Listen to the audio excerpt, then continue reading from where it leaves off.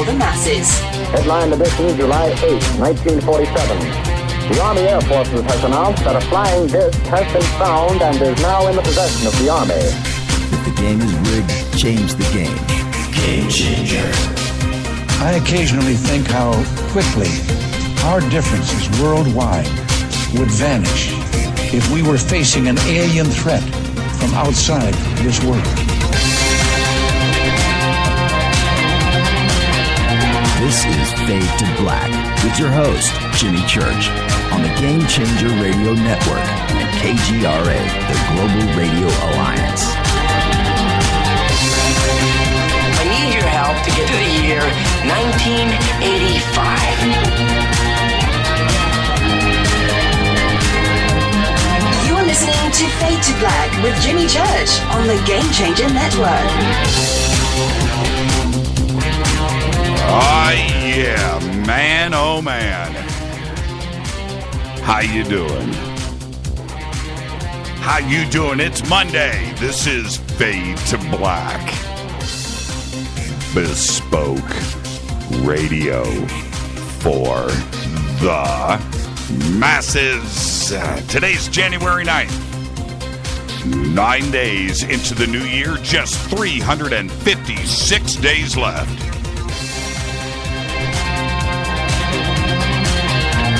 And I would like to welcome everybody listening all around the world, all across the United States. Hither and thither, to and fro, back and forth, up and down, east and west, north and south, far and near. This is Fade to Black. For KJCR, the Game Changer Network, and KGRA, the Planet. I'm your host, Jimmy Church. What's cracking, everybody? Aye. Tonight,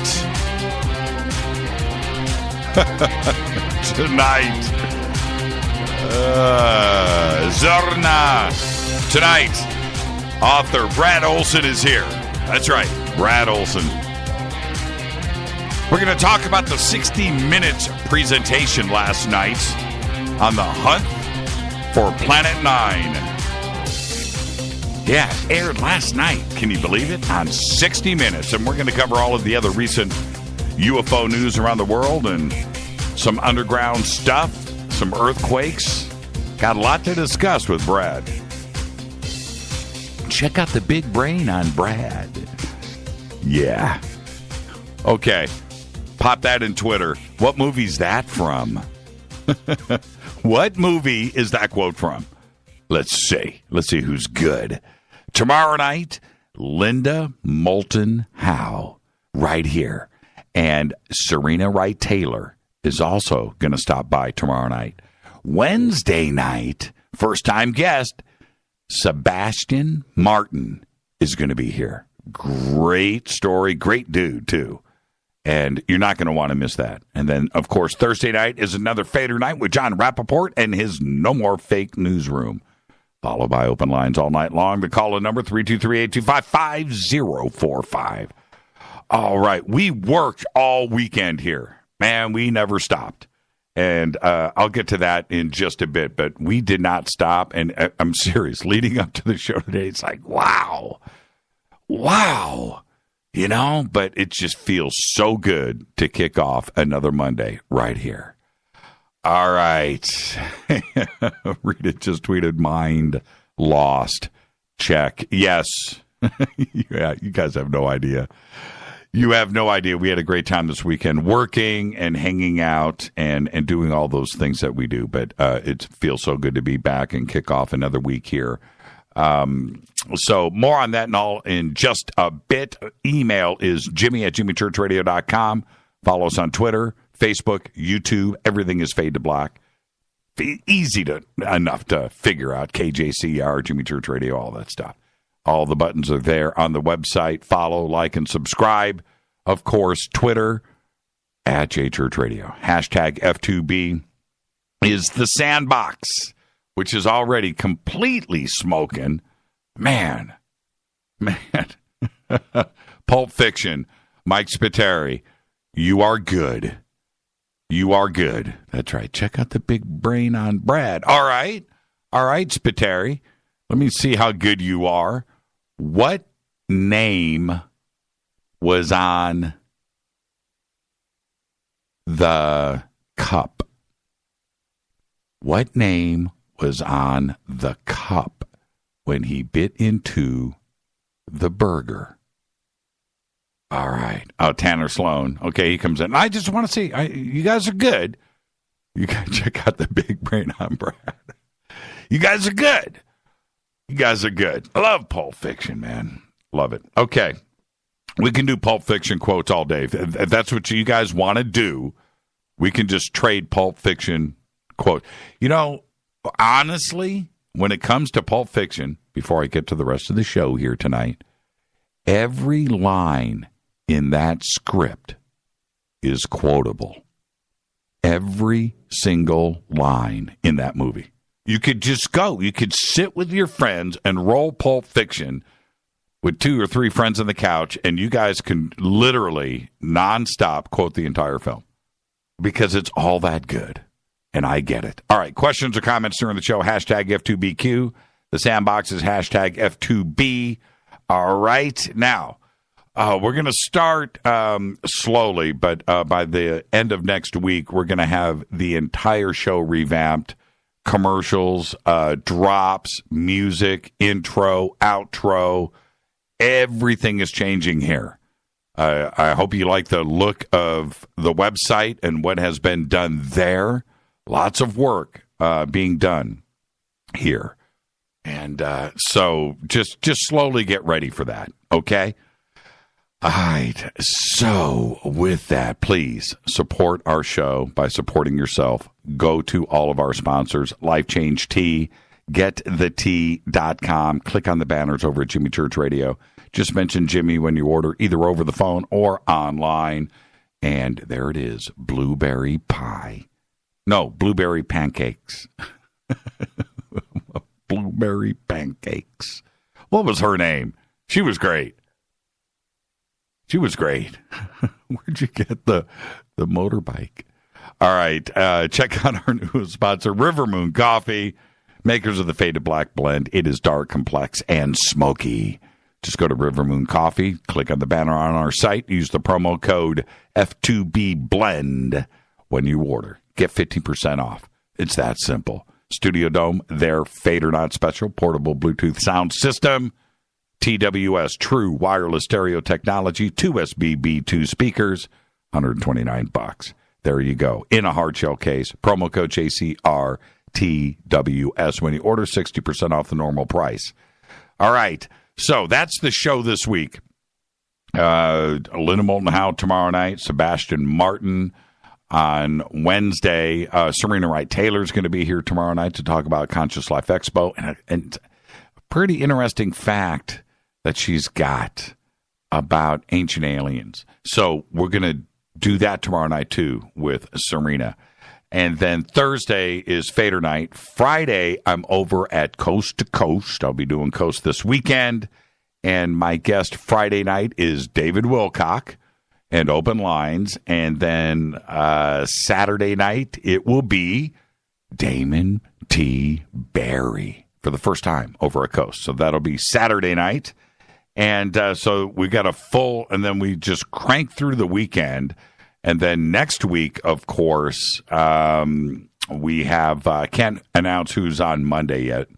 But Tuesday, we are doing Fade to Black live with UPARS over at the Beverly Garland Hotel right here in Los Angeles in Studio City with Jason Martell. So that's, oh my goodness, that's Tuesday night. And then next Wednesday is Danny and Brinkley back on Fade to Black. So we are completely jam-packed over the next month leading up to the Conscious Life Expo. Okay? So there you go. We have not taken a day off, and we're not going to.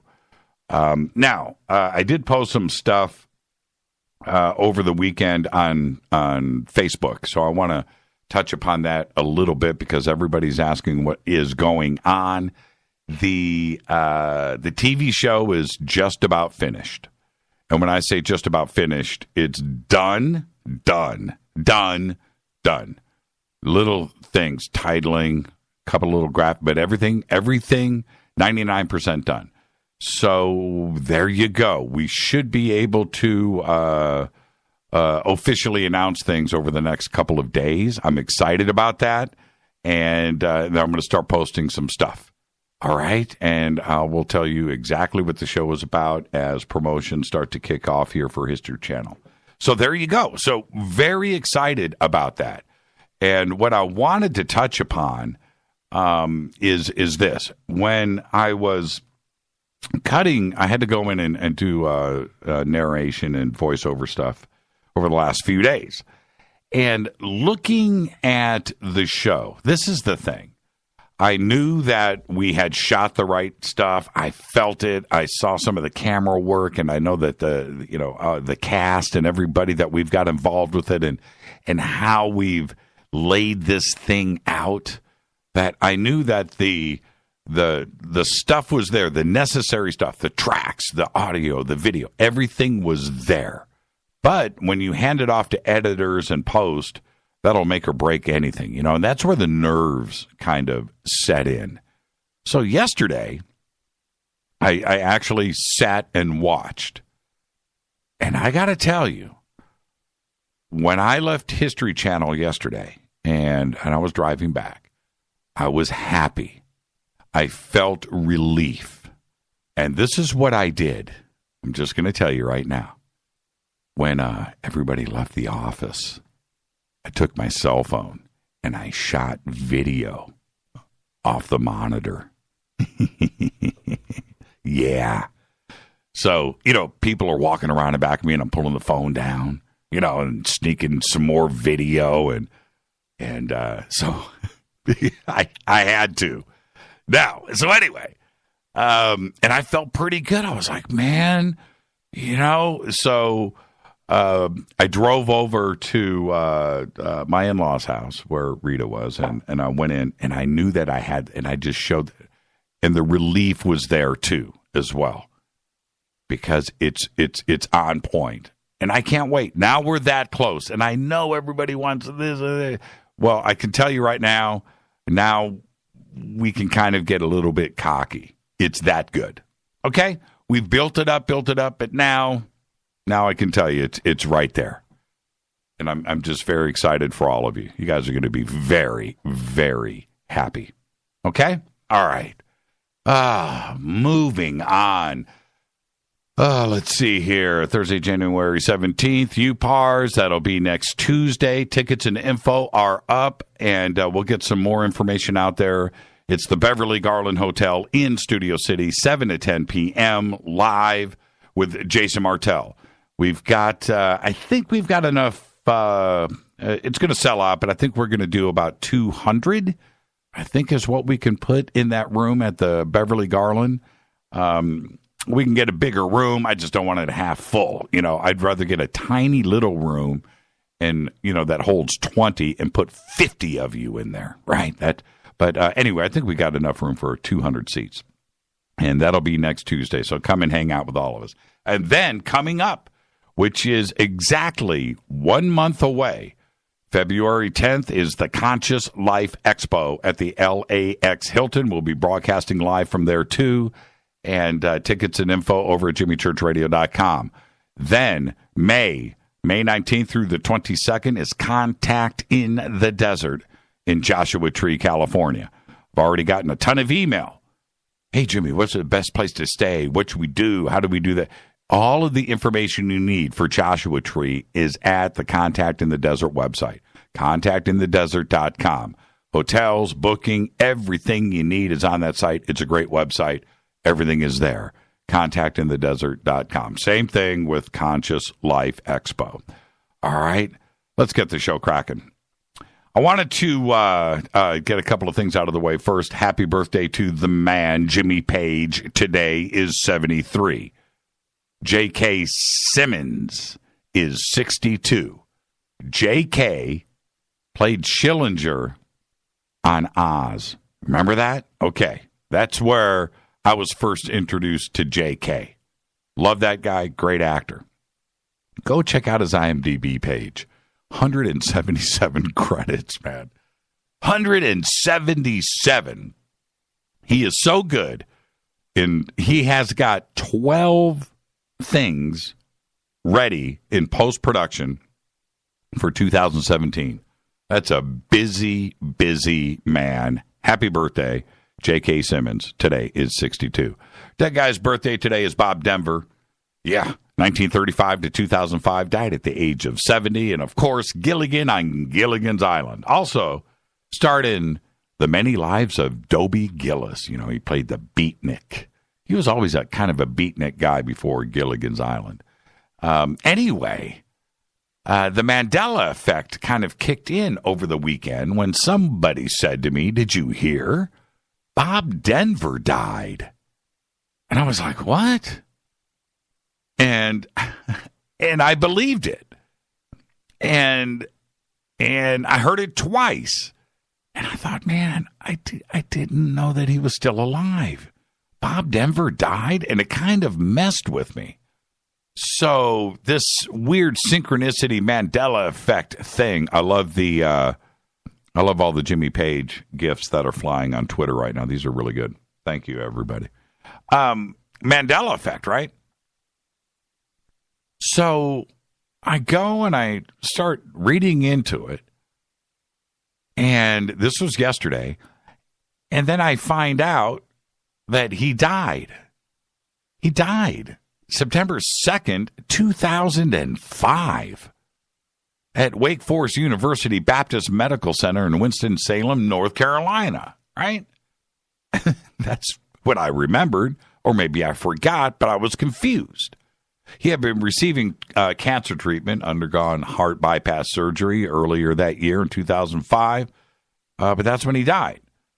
So anyway, while I'm checking that out, then I find out as I'm going through all of this that his birthday was today.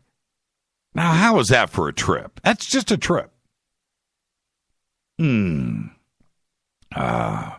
good puppy video. That's pretty good stuff. All right, on this day in history, 2007, Apple CEO Steve Jobs unveils the iPhone. 2007. Fader fact.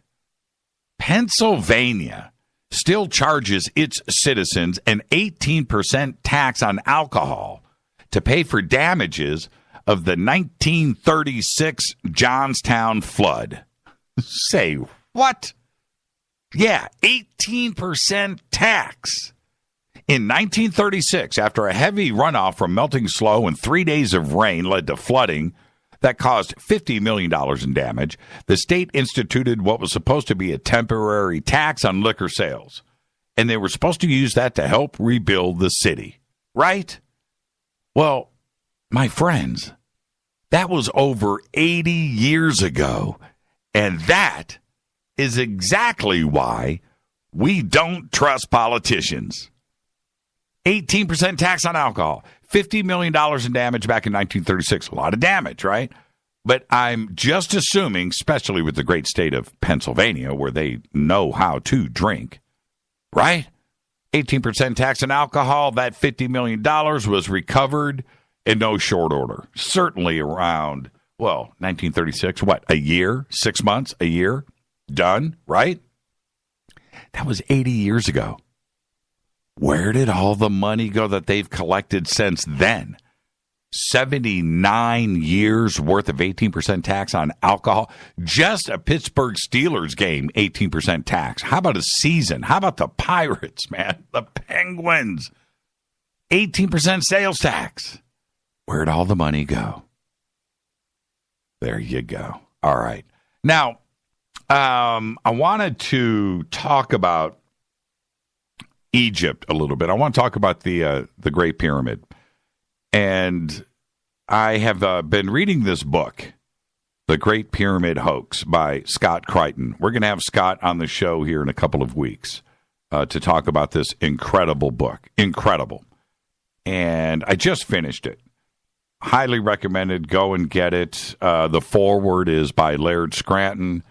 And the book is incredible. Now, what the book deals with is the inscriptions in the chambers above the painted stuff, the hieroglyphs, glyphics, in the chambers above the king's chamber in the Great Pyramid. Now, the only thing that identifies, I'm going to get off this subject here in a second, but in a general sense, I want you to read the book and I want you to listen to what Scott has to say about it. It's incredible.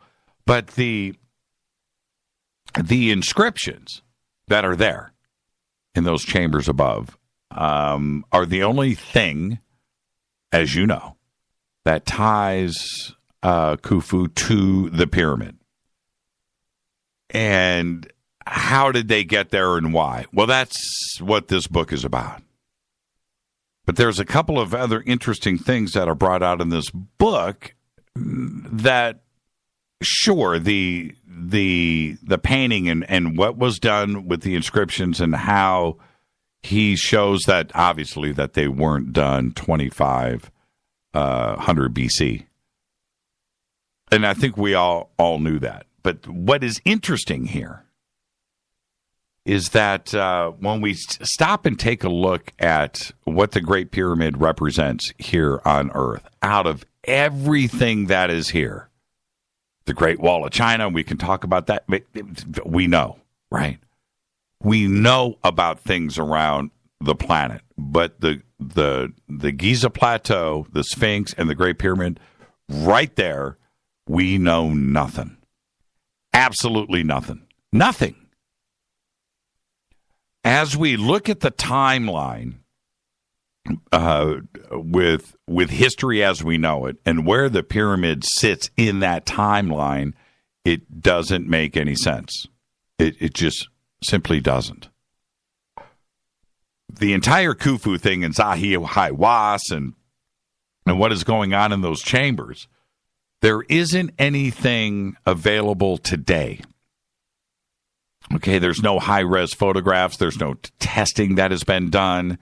There's nothing online. Everything that is there is old or low-res, and Zahi has only shown a couple of things live in video and deliberately has messed things up and so forth. Because if more is revealed about what's going on in those chambers above the king's chamber, then the entire Khufu thing is washed. It's done. It's over. Graham Hancock did at one point support Sitchin's allegations that those inscriptions were a hoax. They were fake. And then ended up retracting and backing off of his hoax, the backing of Sitchin. And so the hieroglyphs themselves went back into the authentic column, that they were actually done in the quarries 5,000 years ago. Now, 4,500. That being said, the way that things are presented in this book, I'm going with the hoax thing. But we always knew that, right? And this is what I'm trying to say. We always knew that. And then you read this book and you get relief because you know that things are not what they seem. The timeline of where the pyramids are supposed to be don't work. And they don't work for a lot of reasons. One of the points that I bring up all the time on this show is copper chisels, ropes, and dolerite hammers don't work. The pyramids were not built that way. And as I'm reading the book, iron and everything and steel was much further down, 1500 to 1000 BC, or even later than that, down the road, 2,000 years later. Now, think about this for a second, the perfection of steel, right? Okay. So copper's out. There's no way that copper was dealing with granite and red granite. But there was this little thing in this book little tiny piece. And I read that and I went, wait a minute here. There was one little flake of testing that was done on the red ochre paint with the Khufu hieroglyphs and cartouche. And it was actually with the gang symbols, not with the actual Khufu cartouche, of which there are 8. But, so as they're testing, what they found in this was iron. Listen to me. Iron on the red granite. Now, wait a minute here. Iron and iron tools were an absolute impossibility at 2500 BC. That's why copper chisels were always there. Now, think about this for a second. High technology and those iron tools, a whole nother civilization and a whole nother timeline, and backs this whole thing up back to where it should be, 50,000 years ago. The pyramids were inherited by the Egyptians. I am positive of that. And when I read that little line in there, how is it possible that iron scrapings, iron is on red granite? Think about what I just said to you. Iron, traces of iron, and that's why they can't, you will not get an investigation of those chambers. It ain't going to happen. That's where all of the secrets lie right now as far as the dating of what's going on with the pyramids right there. This book is about the hoax of the inscriptions that are there. That little piece of information that I just gave you that's in this book, and it just kind of goes by. It's like, wait a minute. Iron? Explain that to me. This is Fade to Black. Our guest tonight, Brad Olsen. And we're going to do all things UFO tonight. We ain't playing around. We're going to throw in the hunt for Planet 9. It's Brad Olsen, CCCP Publishing. One of the best. Great conversation dead ahead. This is Fade to Black. Follow me on Twitter at JChurchRadio. Email is jimmy@jimmychurchradio.com. I'll be right back with Brad Olsen. Stay right there.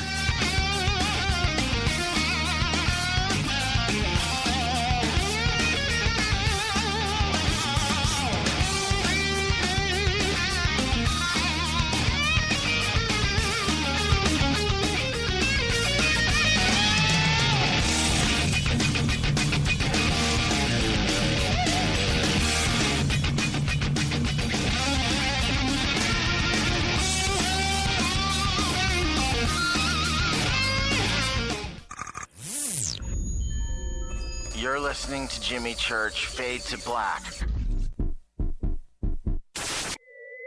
Fade to Black will now pause for alien identification. The station that talks the net. KGRA Radio.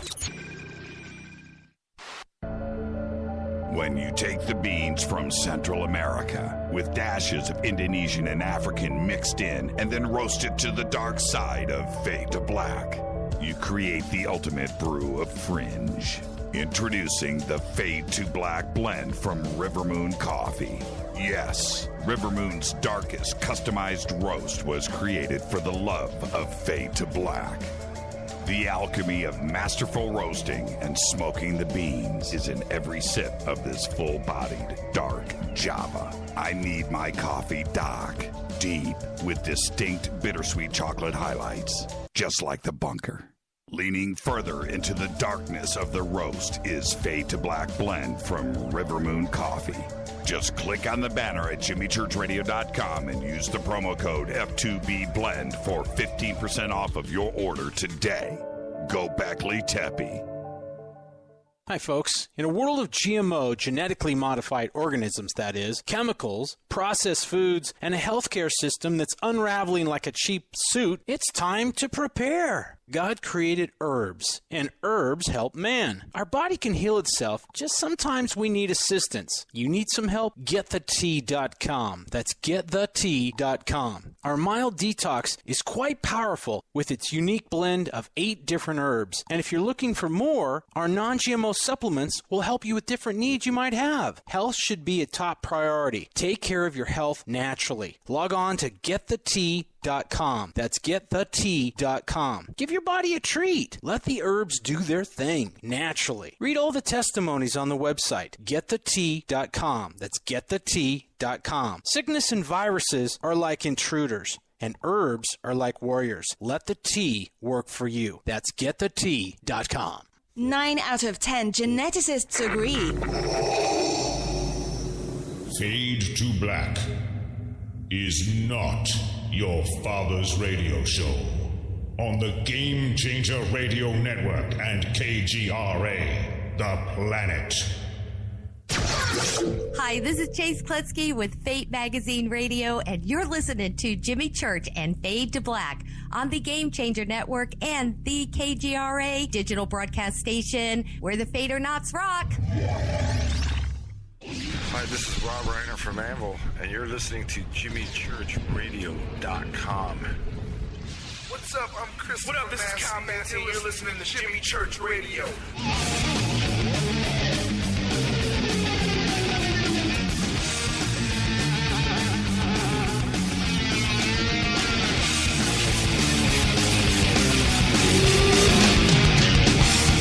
All right. Fade to Black. Tonight, Brad Olsen is here. Tomorrow night, Linda Moulton Howe with Serena Wright Taylor doing a drive-by. Wednesday night, Sebastian Martin. Thursday night, Fader night. Friday night, Coast to Coast. Oh, man. With David Wilcock. Saturday night, Coast to Coast with Damon T. Barry. And then we just started all over again next week. But tonight it's Brad Olsen. And Brad's passion for writing goes far beyond his book publishing business or the online content he produces. His books have reached a wide audience across the country and around the world. And he's won numerous awards. His work has been reviewed in top publication, and he continues to lecture nationwide on various subjects. He has appeared on dozens of television, nationally syndicated radio shows over the course of 2 decades. Brad is the author of, well, 2 of my favorite books, the Esoteric Series with the release of 2 books, Future Esoteric, The Unseen Realms, and Modern Esoteric, Beyond Our Senses. The 3rd book in the series, allegedly, is going to be out sometime in 2018, but we have to wait. Tonight, we're going to discuss what 60 Minutes presented last night, which was the hunt for the 9th planet, aired on Sunday. And then, of course, we're going to go around the globe and cover all of the recent UFO news. We've got some underground stuff we're going to talk about and maybe a couple of earthquakes. I'd like to welcome back all 6'8" of them, Brad Olsen. Brad, good evening, man. Hey, Jimmy, thanks for having me back. Always great to talk to you. And Brad, it goes without saying, I have to thank you for coming on the show tonight because you guys are in the middle of what is, should be the biggest storm that we've had in 10 years or maybe even longer. And are you guys staying dry up there? Is everybody safe? Are cars floating down the street, or is it as bad as they say it is? Well, if you live near a river or a creek, it's pretty bad. And certainly up in the mountains, it's whiteout conditions right now. But there are moments when it breaks, and went for a nice long walk in the Presidio today. Saw a bunch of trees down and other storm damage, but we're getting through it. Yeah, I mean, you know how it is. What the rest of the country doesn't know is the rest of the country has pretty good meteorologists, right? Here in California, those guys, they're like filler. We don't have because whatever they predict, whatever they talk about, it never happens. And for us here, just a little bit of action in the weather is a really, really big deal for us because, it's so predictable, right? Every single day. And they were saying for the last How about the last week that, 12 inches of rain in 24 hours, and we're going to get 7 or 8 feet of snow, and the drought is over, and this is the second coming, and this is they just went on and on about this. But you're saying that you guys got through it okay. Yeah, Sunday was pretty intense. Building was shaking and torrential downpour at times. But, I think we need the water. So apart from a few landslides and stuff, it hasn't been that bad. Yeah, that was the one thing that I don't think much of us cared. We need all the rain that we can get. That's it. We need all the rain that we can get. The ground will soak up whatever we can throw at it. Yeah. Okay. All the reservoirs are filling up, too. That's good. And one other thing I want to talk about before we move on, I want you to talk about that new bike that you've got. I mean, I'm serious, man. That thing is insane. Now, you are a big guy, right? You're 6'8", probably taller than that. I think you tell people you're 6'8" because you don't want to tell them the truth. But you're a big guy. I can't imagine you riding like a normal mountain bike. I mean, that must be like, I don't know, like a tricycle underneath you. So this is a very, very, very serious machine. Tell us about it. Well, it's called the Dirty Sixer, and the Sixer means 36-inch wheels. And that is about the size of a motorcycle wheel. They're really big. A few other NBA players have them, like Shaq O'Neal. He's actually in a commercial with his Dirty Sixer, as well as I think Bill Walton has one as well. They're designed for big guys with long legs like me. So it's like riding the bike I've always dreamed of. And I just picked it up a few weeks ago and got a dirty trail riding the other day. And just a shout out to the bike builder, David Falk. He did a great job with this machine, and I'm very, very happy with the purchase. Now, you said something else to me today that I didn't know. Maybe it was yesterday, that this thing is electric too as well? Well, I put a E-Rad electric boost on it. How does that can get me 100 miles or more if I wanted to go real far. Okay, but the bike itself looks standard, right? It does. You got to look for the battery pack, and it's got a little motor right under the crank, and it was specially fitted for it when it was being built. There's only 40 of these Dirty Sixers in the world. Right. So it's really rare, and apart from the bike designer, he and I have the only e-boost versions of it, so it's very special. Could you, because that e-boost looks hidden, man, could you like cheat, in the Tour de France? Could you?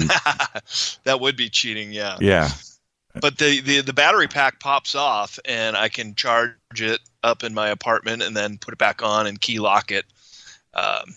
So it's mobile that way. It weighs a little more.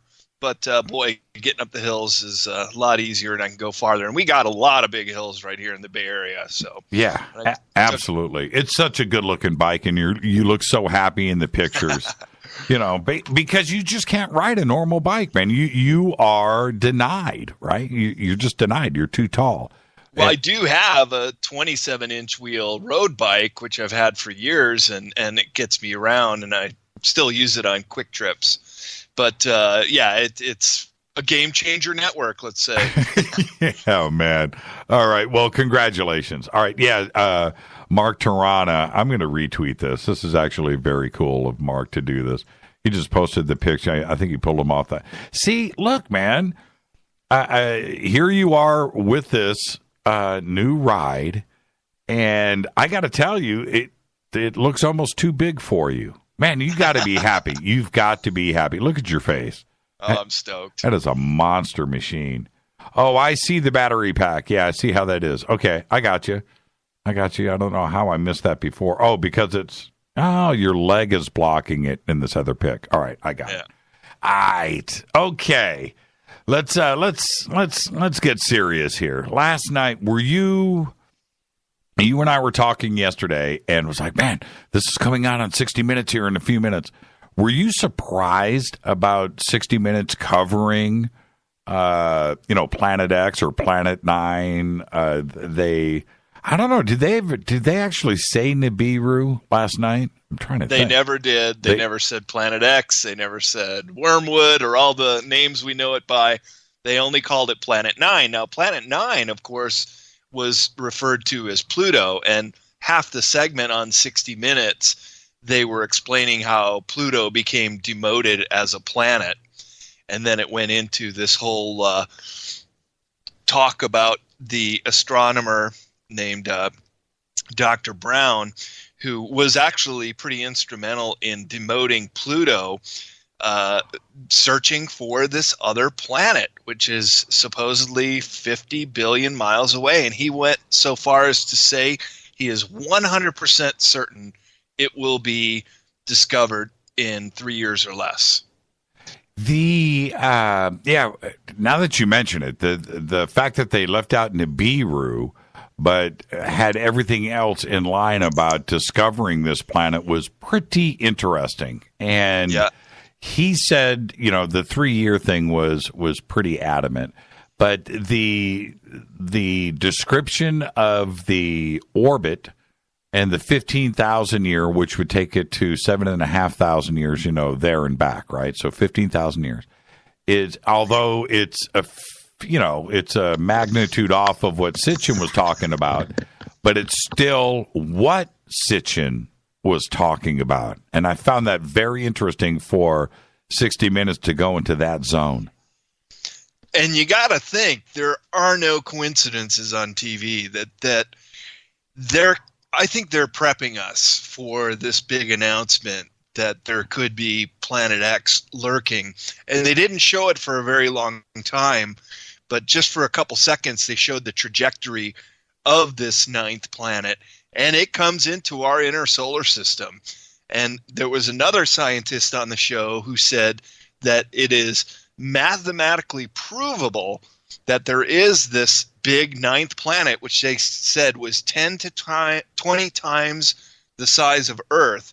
And it's mathematically provable because it is pulling all of the ice balls and even Pluto into an oblong orbit, meaning that the gravity of this planet is so big that they're seeing the ice particles and Pluto itself way out by the Kuiper Belt being attracted to the gravity of this planet.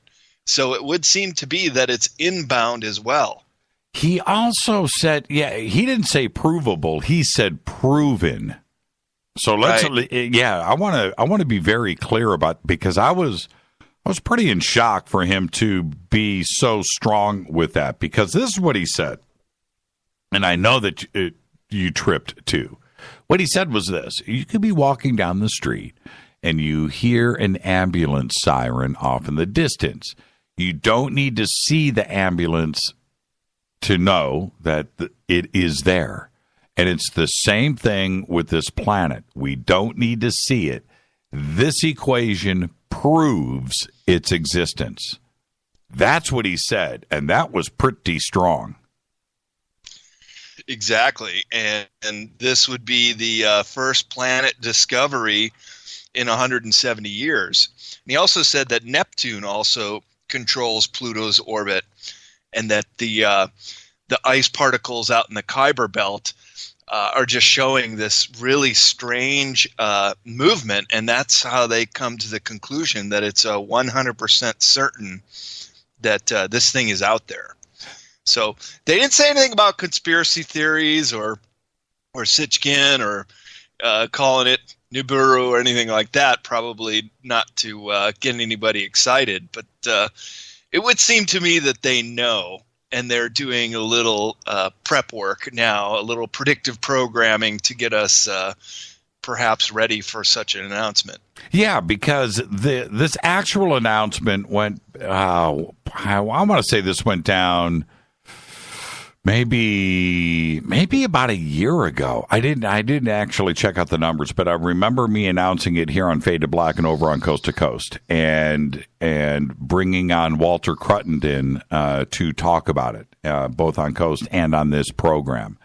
And for 60 Minutes to go back and revisit this says to me that something is going on. They also said, and I want you to comment on this, that they know exactly what part of the sky to look at, right? It feels like it's a drip that is happening right here. Yeah, they showed an image of what it would look like if you were checking out the far distant solar system with a telescope, and they kept showing a large object in a quick freeze frame moving just slightly and then back again. But they never said that we've spotted it. But they're showing what would appear to be the image of it. So it would seem to me that they know darn well that it's out there. Did you read, were you a studier of Sitchin? Yeah, sure. And when you were reading, because the way that he put everything together, right, it was just like you would lay his stuff down and sit there and think and ponder and go, man, yeah, man, this is real, right? You had to. I mean, he just put it together correctly. And then we've had this a little bit of time that has gone by since he's left, and it's kind of simmered down a little bit. And then we have the science side that always poo-pooed Sitchin is now coming at us with something is out there.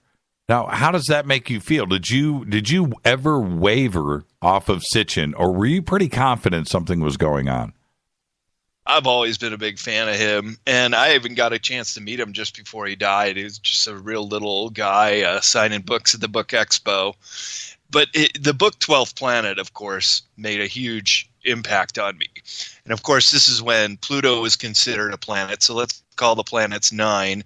And then you add the sun and our moon, and then the 12th planet would have been Nibiru. And these are what were represented on these Sumerian cuneiform tablets so many thousands of years ago. And when you read his book, it makes a lot of sense, like you said. And I think now maybe he will be vindicated. The 12th planet, now I'll admit it. When I read the 12th planet, I was partaking in the Mara Jane a lot, right? And the 12th planet made sense, right? You would just put it down and start talking about it with your friends. And because academia won't give you the right answers about how Earth was created or the solar system, how did the moon get here? Why do we have the moon? That doesn't make sense. The asteroid belt. All of these weird things about our own solar system are complex, and nobody, there isn't anybody that really, really knows. But the 12th planet comes along, and it lays it out for you. And I got to tell you, the way that Sitchin described it, it made sense to me. And here we are so many years later where we have, Caltech, right? Astronomers at Caltech going, hey, you know what? Check this out. That's what I find great. And I have the feeling that something big is about to show up here. And I'm not saying Nibiru is going to, cruise by us in the next 5 years or next year or anything like that. But the discovery of something like that, when Sitchin seemed so far out there to everybody else, it looks like these are exciting times. Sure. And if you consider that there's really good hard evidence that our planet goes through these major pole shift events every few 100,000 years, it could be that when this large body, 10 to 20 times the size of Earth, comes through our inner orbit, it might trigger these pole shift events. Might not ever happen in our lifetimes or even our grandchildren's lifetimes, but the fact that this thing seems to be lurking out there, and within 3 years they're going to make an announcement that they've spotted it, certainly raises an eyebrow when 60 Minutes announces it, because they don't do anything by accident. And there's a couple of other points that we need to make here. We constantly are talking about these cycles of time, 26,000 years, right? Mm-hmm. And the point that Caltech doesn't even know that they're making, maybe they do, but when we're talking about, in general terms, a 15,000-year orbit, and that's their guesstimate with their math. Okay, let's put that out there. 15,000 times 2, what do you got? 30. We're talking about the cycle of time, and that being 26,000 years. These are not coincidences. And these big changes in the Earth that constantly happen at these cycles. And now this planet, whether it's 15,000 years, and it's coming around, these numbers start to line up. And that's where I think we need to stop and take notice. I'm telling you, I feel like there's something very big on the horizon. I think I'm going to pull down my 12th planet tonight, Jimmy, and start rereading, because this is really exciting.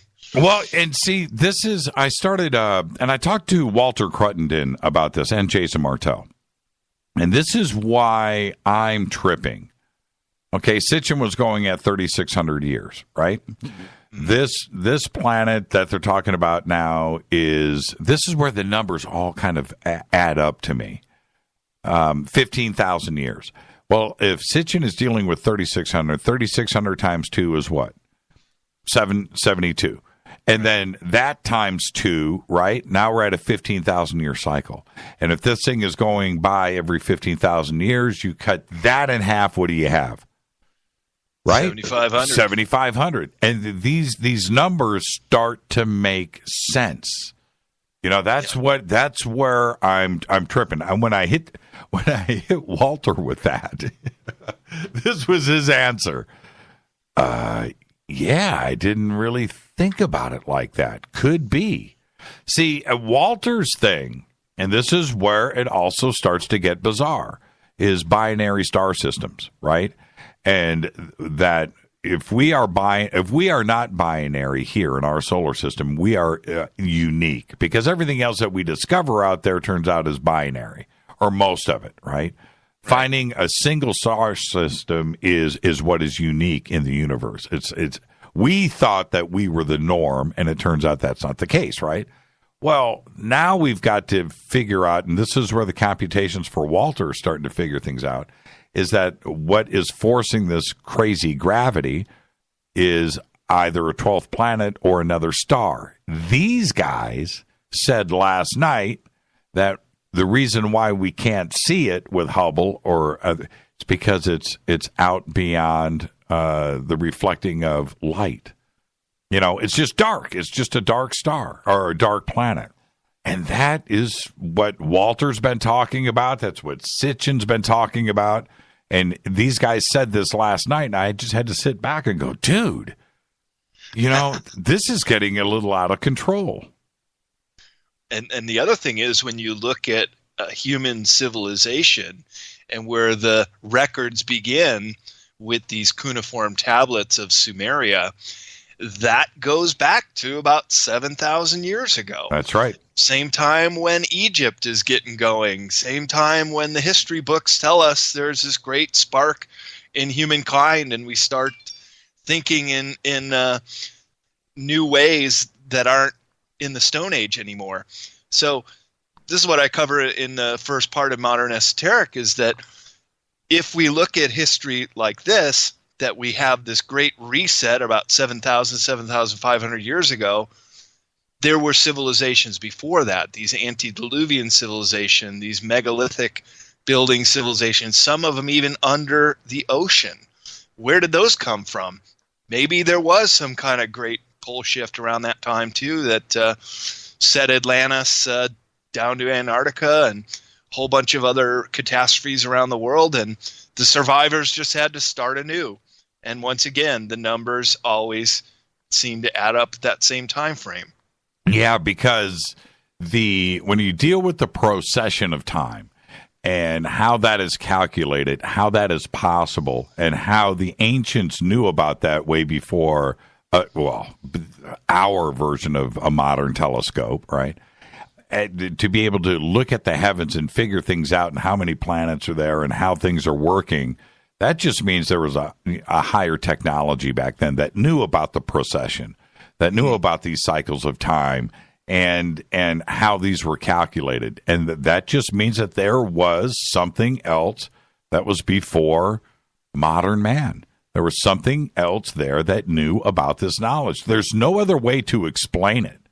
And did you hear what I was saying at the beginning of the show about the Great Pyramid? No, I missed that. Oh, okay.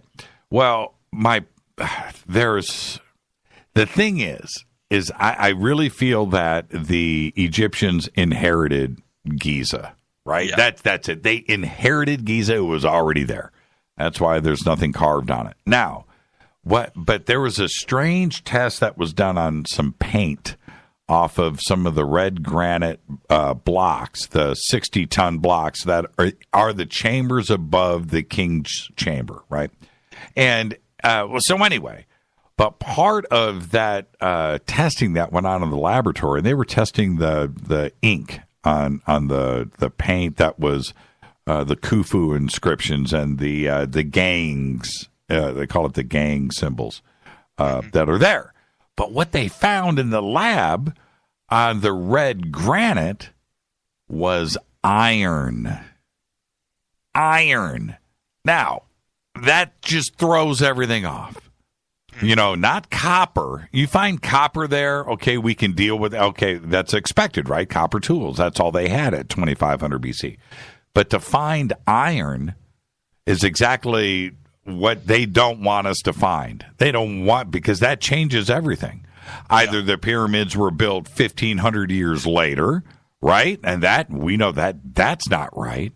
Or they had iron tools, which didn't happen, and so which would mean a higher technology from millennia ago, way back, like you're saying, through a couple of more cycles of time. It's a very, very interesting thing that I just read in this book, and it just blew my mind.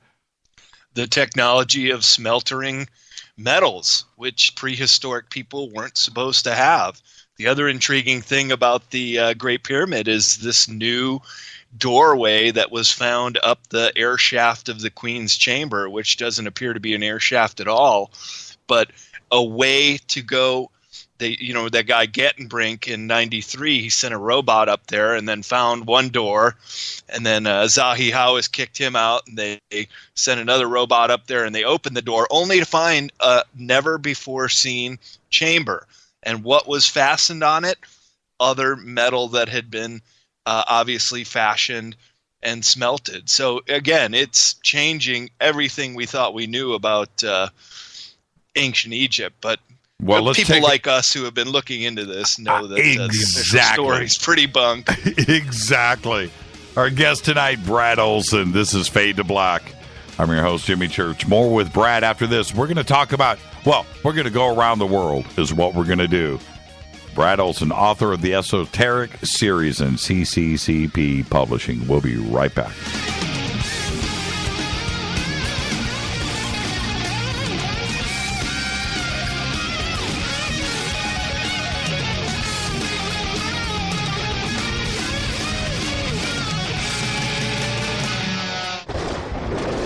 This is Fade to Black with Jimmy Church on the Game Changer Radio Network and KGRA, the Global Radio Alliance.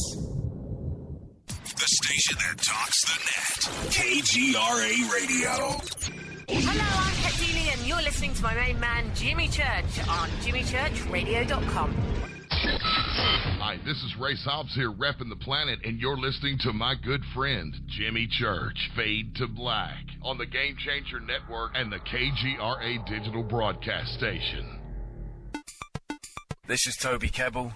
You're listening to jimmychurchradio.com. Don't hurt me, Jimmy. I'm only little. Hey, I'm Adrian Grenier. And this is Ari Gold. We're the Honey Brothers. Well, yes. We are of the Honey Brothers. Hey, I'm Adrian Grenier. And I'm Ari Gold. We're the Honey Brothers. And you're listening to Jimmy Church. The Revolution. What's up, Fadernauts? Studio Dome loves Fade to Black and the F2B audience so much that they have put together the ultimate stereo Bluetooth system. They've done it just for you. Man, check this out. The Studio Dome SBB2 stereo system is here. It's featuring two Studio Boombox 2 SBB2 wireless Bluetooth speakers, packed in its own custom hardshell case. This Studio Dome system features the very latest in stereo Bluetooth technology. The 2 full-range boomboxes are in true wireless stereo. You've got to hear this. It's amazing. It's just $129, and use the promo code JCRTWS, and you'll also get free shipping. It's simple. Just go to jimmychurchradio.com, click on the Studio Dome banner. Go Beckley Tepe. This is Micah Hanks of the Gralien Report, and you're listening to Jimmy Church on Fade to Black, across the globe on the Game Changer Radio Network and the one and only KGRA Radio, The Planet.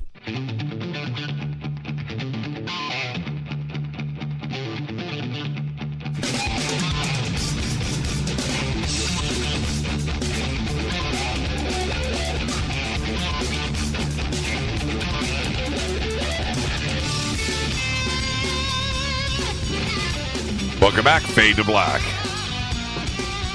Our guest tonight, Brad Olsen. His websites, bradolsen.com and ccppublishing.com. It's that simple. Links are over at jimmychurchradio.com. You go click on it. You know, Brad, interesting point about Gate and Brink. Before we move on, what was really strange was they found as they drilled through that. I studied, man, the first wave of Gate and Brink. I could not wait to jump on the web every day. That was like 1995 or so, right in there, and just following up on this and following up, and then nothing. Right, got kicked out, brought in another robot, and went up and drilled through it.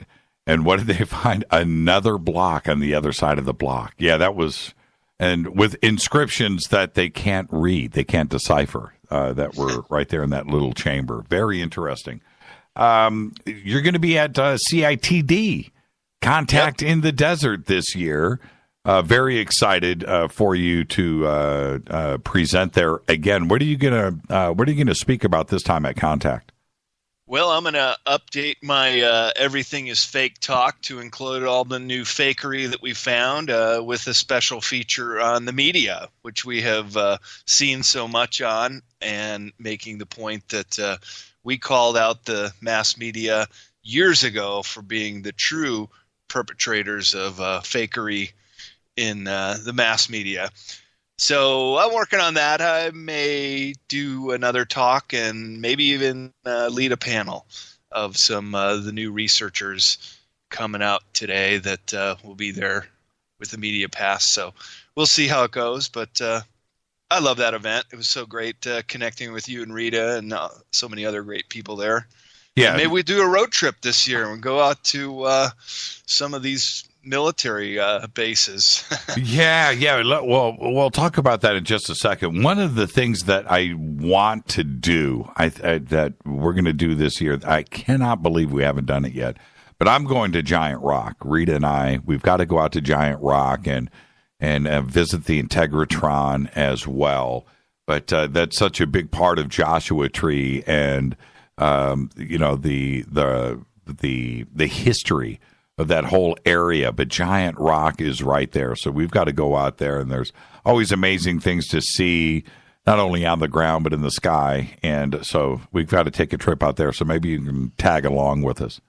Yeah, for sure. I went to the Integratron with David Hatcher Childress last year, and he gave us a little oversight of how Tesla was involved or was the inspiration for creating that. And he said the first time he went there, the sisters who own it let him in, and they had several of his books from Adventures Unlimited. And he said, "Oh yeah, I'm in that book." And they're like, "Oh, that's you? Okay, then you can come in." So he's kind of a rock star there, and we'll get David to tag along too. Yeah, absolutely. I just have to go and visit, and I wonder what it must have been like there in 1950, 51, 52, 53 with not only the UFO wave that was going across the country, but the togetherness that was going on out there in the desert and the huge events that they were putting on out there. And it's all part of our history.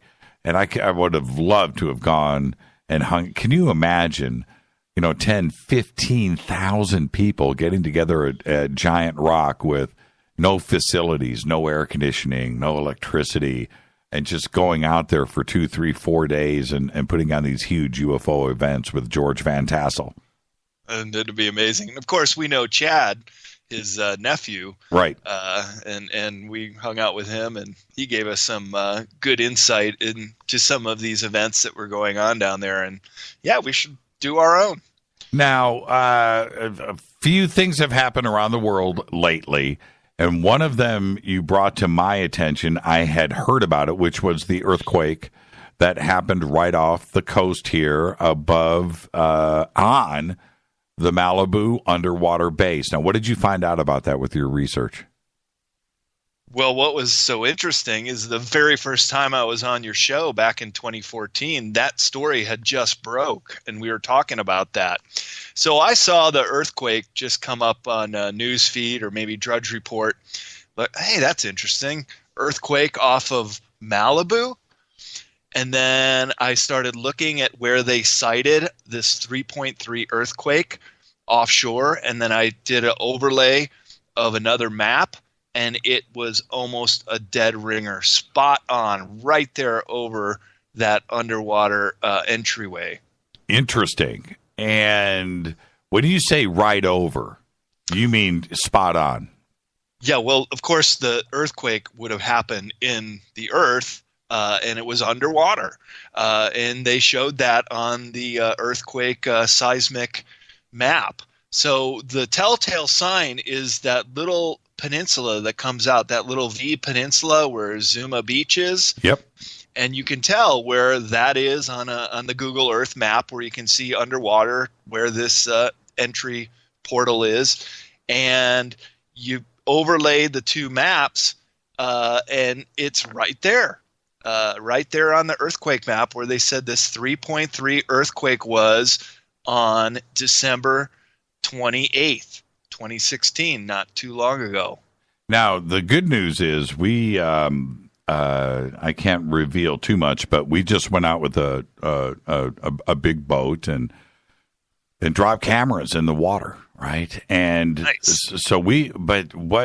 I'll have to wait until our show comes out and you can see what we did, and what we saw. But what was interesting is looking at the radar on the boat as we were pulling up above the Malibu base and seeing the size of it in the radar, because it is 2.5 miles wide, right? It's 1.5 miles. It's an oval, right? So 1.5 miles on the thin side and 2.5 miles wide. And this boat, which is a big boat, and you'll see it, is just a tiny little speck. And I was talking to everyone that day. We were out there a couple of times. And just saying, I could see them blowing this thing up. I'm serious. What? I could see an earthquake, or something going on here, and I am just glad nothing has happened yet. Well, now I can officially say, that I don't know if it's the same. I would like to, do a couple of more trips out there and take a submarine down there and do some other stuff. But we were able to document what we documented before this earthquake happened. And now I don't know. I don't know if it still is the same. I don't know. Well, David Wilcock tipped me off on the fact that a lot of these earthquakes, which are not big, which don't make any damage on the surface, were actually the counter to the secret space program military-industrial complex underground bases, that they were creating a pressure environment that would destroy these bases, and the result is you would feel these earthquakes. This was a couple years ago. David Wilcock wrote about it, and you should ask him on Saturday. I think it would be fascinating, because the very next day after the Malibu quake, on December 29th, there was a 5.5 earthquake in Hawthorne, Nevada. And that wouldn't really raise too many eyebrows, except that there is a, get this, Naval Undersea Warfare Center in Hawthorne, Nevada. And Hawthorne, as we were talking before in the setup, is in the middle of nowhere. It's between Vegas and Reno. And what is a Naval Undersea Warfare Center doing there? Testing submarines. This is where all of this starts to connect. Yep. Now, I want to be very clear to everybody. One of the things that I talked about at the very beginning with the Malibu Underwater Entrance Base, whatever you want to call it, the way that it looked like the entrance to something. And as you look due north from the front of the Malibu base, and you just draw a line on a map, and everything connects. What connects? Well, right there, right behind the Malibu base is a Navy base, right? So you have that.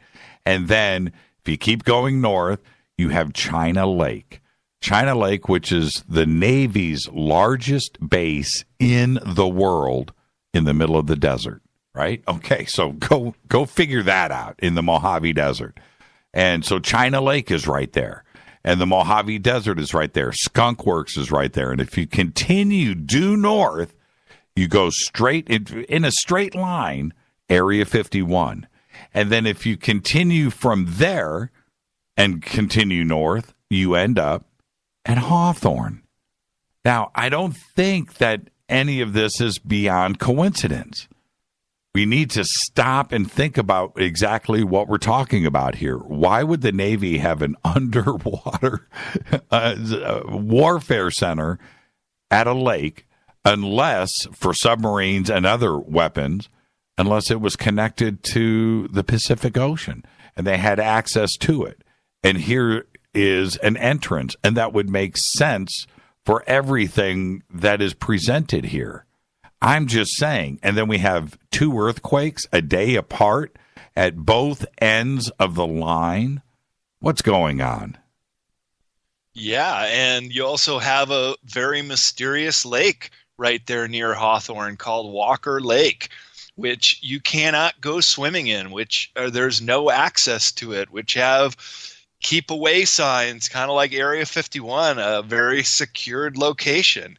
Testing submarines in a desert lake? Well, maybe this desert lake has a connection to either natural cave tunnels or perhaps they've been excavated. But either way you look at it, what is the Navy having all these installations, not only China Lake, but up here in Hawthorne, way out in the middle of the desert?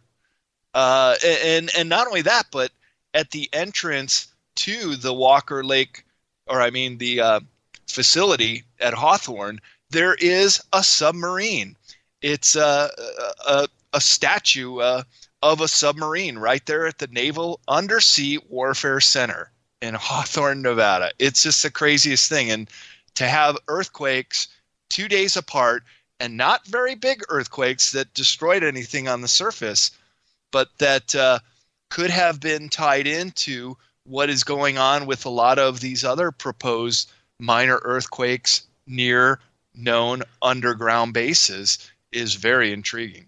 Yeah, it seems to me that some of the fringe research that has been going on, not only with Fade to Black and yourself and others that have talked about an underground tunnel network for a long time, there's so much urban legend tied with this, like the 2 cats in the Navy that were at the airport in Las Vegas and were pulled from the airport out to the middle of the desert, where this hatch opens in the middle of the desert and they go down, there's a submarine, and they end up, off the coast of Malibu.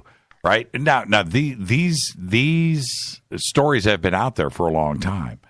We have the Malibu base, we have Hawthorne, we have the rumors of these tunnels going on but for 2 earthquakes to happen a day apart, 24 hours apart at both ends, man, the entrance and the exit of what we've been talking about for a long time. Did we just get too close to the fire, right? And these things were about to really go into the public, or that maybe they had to shut it down? or maybe they were used for some kind of nefarious purposes and again, this is more along David Wilcock's research and some of his contacts that there is this backlash to this secret space program, military industrial complex, that they're using super high-tech devices that don't kill anyone. The way it was described on David's blog was it's a pressure device, so that if you were down there, you'd start to feel the pressure. It would become very uncomfortable, and you'd basically have to get out of there. And the pressure would just continue to grow and grow and grow until there was some kind of pop, and then the base is destroyed and the people feel it on the surface. That's kind of my thinking on this. And I'm looking here now at a map of Walker Lake as it connects 212 miles to the sea. And this website with John Lear is saying that there could be another entrance around Monterey Bay. And now that's just south of the Bay Area here. And I do know that Monterey Bay is one of the deepest bays that connects up to the land. And it's quite famous for scuba divers because the kelp there is just amazing. And they have had small submarines come almost to the beach at Carmel because it's so deep off of shore. And there could be other entrances too. But to keep in mind, people that aren't familiar with the terrain we're talking about, you have the entire Sierra Nevada mountain range that they would have to go underneath to get out to China Lake or to Hawthorne, Nevada. So what's going on down there? But we do know that there are 130 underground bases all across the USA. And as you said, they do interconnect with reportedly with these maglev trains that run off of very exotic energy devices and can reach speeds of Mach 2. That's twice the speed of sound. But they're not sharing this technology with us up here. And that might be part of the reason why these bases are being targeted, is they may have other nefarious purposes. With the USGS, how deep did they say that those earthquakes occurred? Ooh, good question. I would have to look that up real quick. Maybe we can, I'll do that during the break. Yeah. Get you an answer to that. Well, the reason is it wouldn't take much to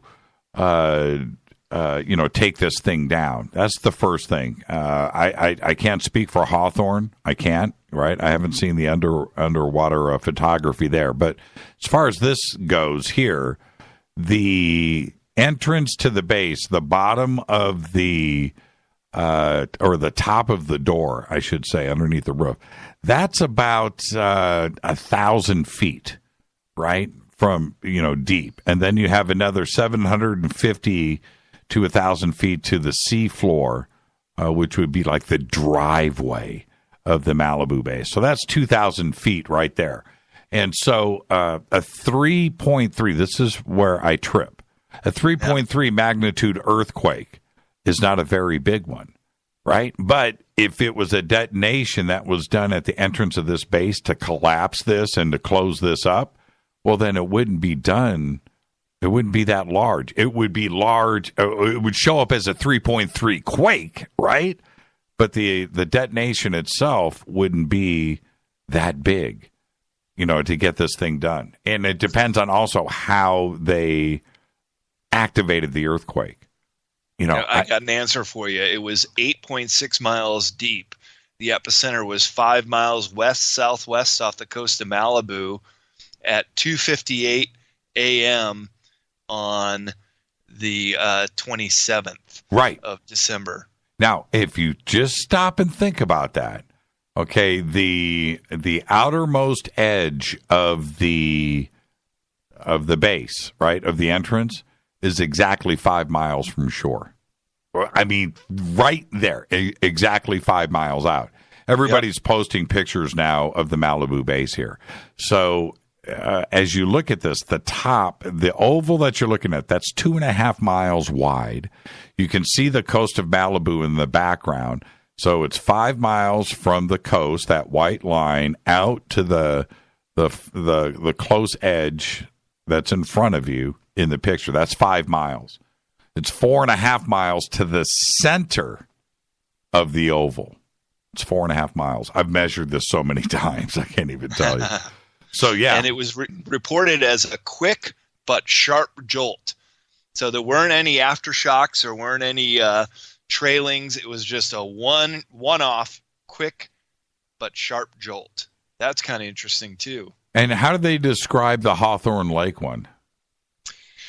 Give me 1 second. I'll try to give you an answer to that. That's okay. I mean, I think it was a 5.0. 5.5, as I recall.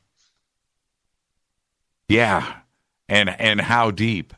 And what kind of coincidence, man, are they trying to just pull on us here?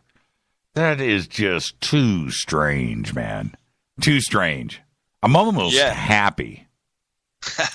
and the Hawthorne one was a swarm. There were a whole bunch of them, and it was just to the south of the town of Hawthorne and Walker Lake. They say 3 magnitude, 5.5 to 5.7s, struck 28 kilometers, 18 miles southwest of Hawthorne on the 28th. And how deep it was? Well, see, this is, 5 miles deep. Yeah, 5 miles deep, the same. And this is, I really feel like there was so much publicity that we gave the Malibu Underwater Base, and the way that it went into the media and across, it got to be a very, very, very big story. I mean, there's viral, and then there's what happened with the Malibu base, right? Two different. That thing just went crazy. Well, anybody knows where this entrance is. Nobody talked about it before. And it was also pretty well hidden. It's 1,000 feet below the water. You're not going to swim to it. Nobody knew it was there. But now, anybody that has a little bit of resources to them, a little bit of money or ingenuity, can now go out and look for this. Find a friend with a submarine, find a friend with a submersible, find something that can go down 2,000 feet. There's a lot of stuff out there if you want to spend the money. We did it. So it was eventual that somebody was going to go out there and blow this thing out of the water. And I think they had to make a decision. I think it just got to be too big of a story. We just beat them to it. Oh, I can't wait to see that episode. That's going to be so cool. Well, the point is very simple here. When you find something like this is not, Brad, just like the research that, and I do want to talk about this when we come back after the break, the research that you have done, and you've shown me so much really cool stuff about the underground stuff that is right there in San Francisco. It's everywhere, right? Well, it's one thing to speculate what's going on out in space, or it's one thing to speculate about Bigfoot, or try to find that, or ghosts, right, or spirits. That's a bit tough. This base is here, right? It's right there. Malibu is right. You just got to go out there and check it out. That's the difference. This is something that we can nearly touch and see, and it's right off of the coast. This isn't about speculation. It exists. We have the evidence that it exists. And that's the difference here. And that's what made it so exciting, was we have the ability to go out and look at something that we can actually see. So let's go out and figure out what's going on there.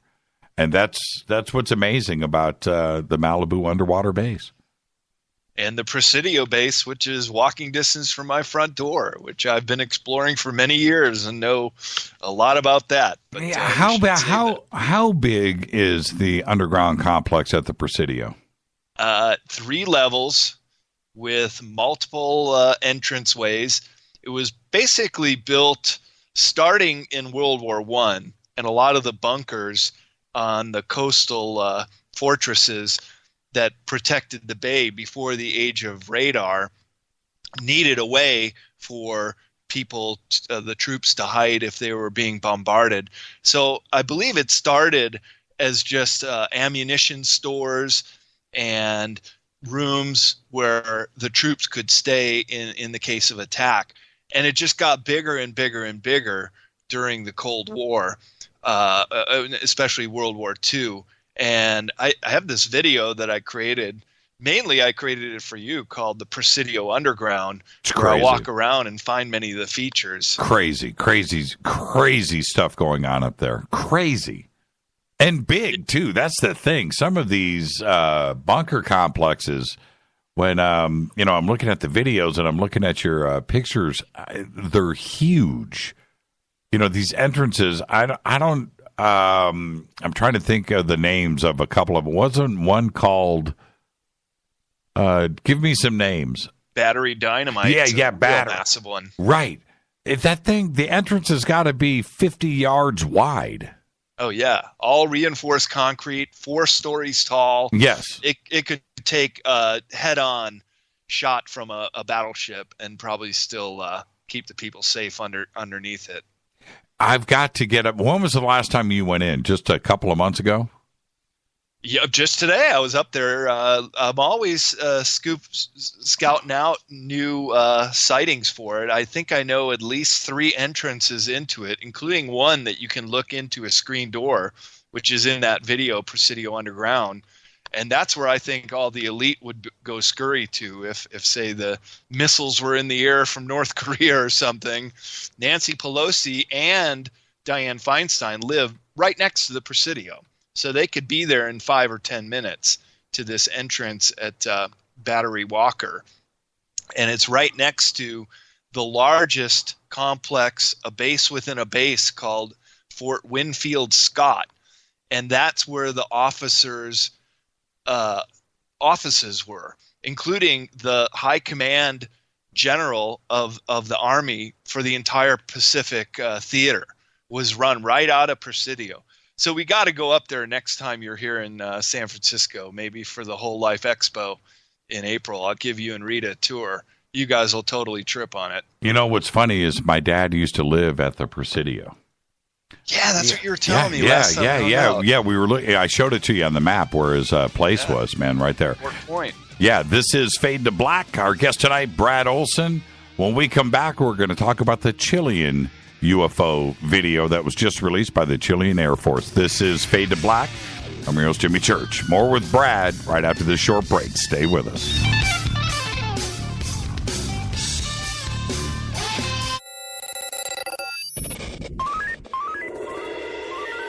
Way out here, we listen to Jimmy Church.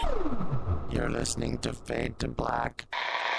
Always on the edge of the hottest alternative talk. Jimmy Church with Fade to Black. KGRARadio.com. ¿Qué tal, mis amigos? Yo soy Mario Carson, el tiburón, y los invito para que escuchen a mi buen amigo Jimmy Church Radio. ¡Claro que sí! Oh, fall. My favorite time of year. Cooler temperatures and, well, let's be honest, layers. Lots and lots of layers. Look, I get it. We all have that favorite hoodie. Matter of fact, I've got a few favorite hoodies. You should wear yours. Enjoy it. I do. But I stay focused on my health year-round. And for me, I take Nature's Youth RSF from nature'syouth.com. Nature's Youth RSF from nature'syouth.com. I eat right, control my portion sizes, still maintain a commitment to regular fitness, and I get plenty of rest, and I take Nature's Youth RSF. It's okay to cover up your beach body for a few months, but don't just forget about it. Nature's Youth understands exactly what it means to provide top-quality health products, and Nature's Youth customers not only improve their health, they know they're also providing their body with the right nourishment to maintain peak performance levels and fight the aging process. So layer up and get started today with Nature's Youth RSF. nature'syouth.com. Simple to use, even simpler to order. Go to nature'syouth.com. That's nature'syouth.com. You are listening to Fade to Black with Jimmy Church on the Game Changer Network. Oi, oi, I'm Reese Evans. You're listening to Jimmy Church. This is Revolution. The revolution will not be televised. The revolution is on radio. Ciao.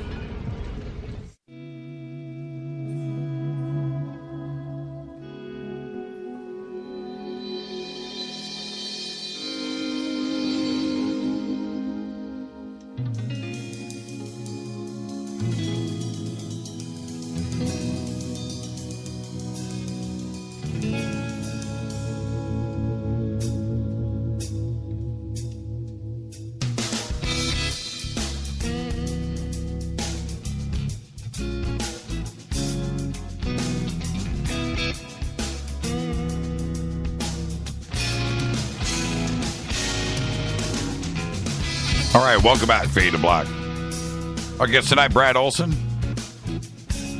Another great open conversation with the man himself. I want to say really quick, I'm watching Twitter, and Mark Toronto over in Australia just posted this picture of Malibu. Now, this picture that was taken by a friend of mine, Lori. And she came up to me. I was doing a presentation. It was at UPARS about the Malibu base right when we disclosed it. And she came up to me. She said, I've got a bunch of pictures I need to show you. And she had a tablet there. And she's winging through this. And then she sent me the originals. And this picture here that you see with this UFO flying out of the water in the background, way out over where the base is. The original picture is like this 20 megabyte large widescrreen panoramic shot of the beach, and she was just taking it. What do you call it? Just a picture, right, of the beach. And that's where and you look, you're like, holy crap, it's right there.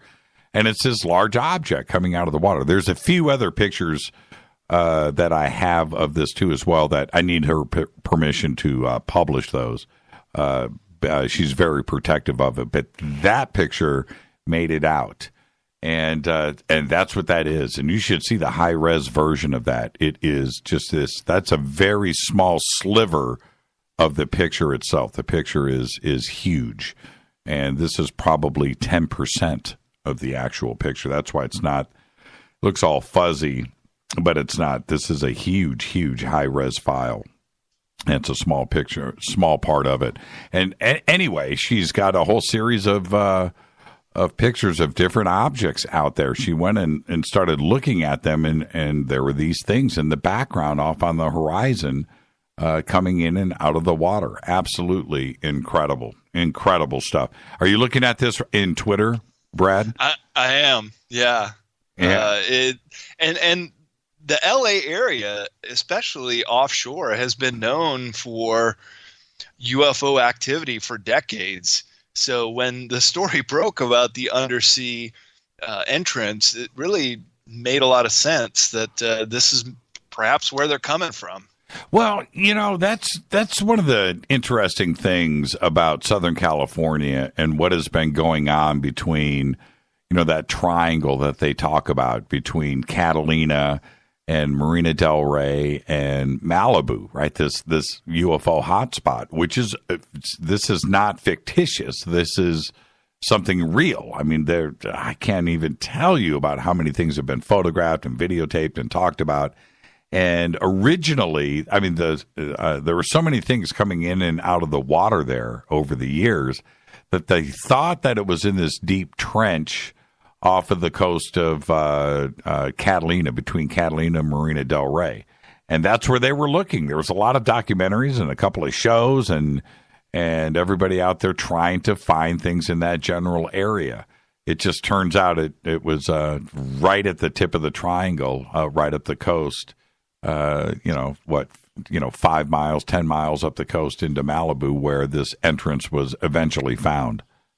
Do you remember that article in the Los Angeles Times from like the 1930s or 40s about all of the underground features below Los Angeles? And the guy even created these maps where he got down underneath there and he was describing them. There's been so much weird stuff with LA and underground bases. We could write a book about it. Yes, that part of LA history is a strange one. And if you get into the history of LA, and some of it is documented, and you can go out and find it if you search. But that when LA was first built, right at the turn of the century, and what everybody has to understand about Los Angeles, it's a desert, right? Okay, let's cut to the chase here. Nothing should be here. The only reason why stuff is here now, and if you've ever seen Chinatown, you'll know, we brought water here, right? Mulholland and getting water from the Sierras, through the aqueducts to here is why we have Hollywood. But before then, it's a friggin' desert, right? There was no water. There was nothing here. So that's why Los Angeles, Pasadena was built in like 1884 and L.A., 1890-ish, like right in there. But there was nobody living here. And so when they started to build downtown L.A., they found a tunnel system underneath Los Angeles that they don't know how it got there, who built it, or what, but that they built L.A. on top of this, and they had access to it. And they went down there and checked it out and mapped out the tunnel system. It's a crazy part of L.A. history. Now, if you go back and look, we had a huge subway system, which is all sealed up. I would love to go down to Los Angeles and get into the tunnel system that was there. And allegedly, there are a couple of buildings downtown in L.A. that were built on top of these entrances to the cave system and tunnel system that was there when they built Los Angeles. This is part of the history of L.A. This is not something that is urban legend, right? This is not. This is something that is documented about Los Angeles. It's one of the craziest parts of our history. And did it connect, and does it connect to other things, and who knows about it, and do we access it today? I don't know, but it is certainly part of the history of Los Angeles. And how it may tie to the Malibu base. Maybe they're all one and the same. Right. And I'll tell you something else that's really nutty about L.A. The Mason Lodge, which is where Jimmy Kimmel broadcast out of, right? His show. Yep.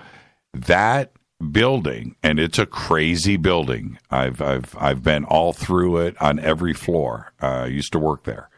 There were rumors in the 80s when I hung out there that there were tunnels underneath connecting to, like, it was nuts, man. They were talking crazy stuff like to Bugsy Siegel's house over in Beverly Hills, and it would connect to Studio City and go underneath the mountain. And there was another, and where they would, all the Freemasons would have their meetings, all these rich dudes around L.A., but they would get to the meetings through these tunnels and leave at night so nobody could see them coming or going. And as it turns out, it's all true, right?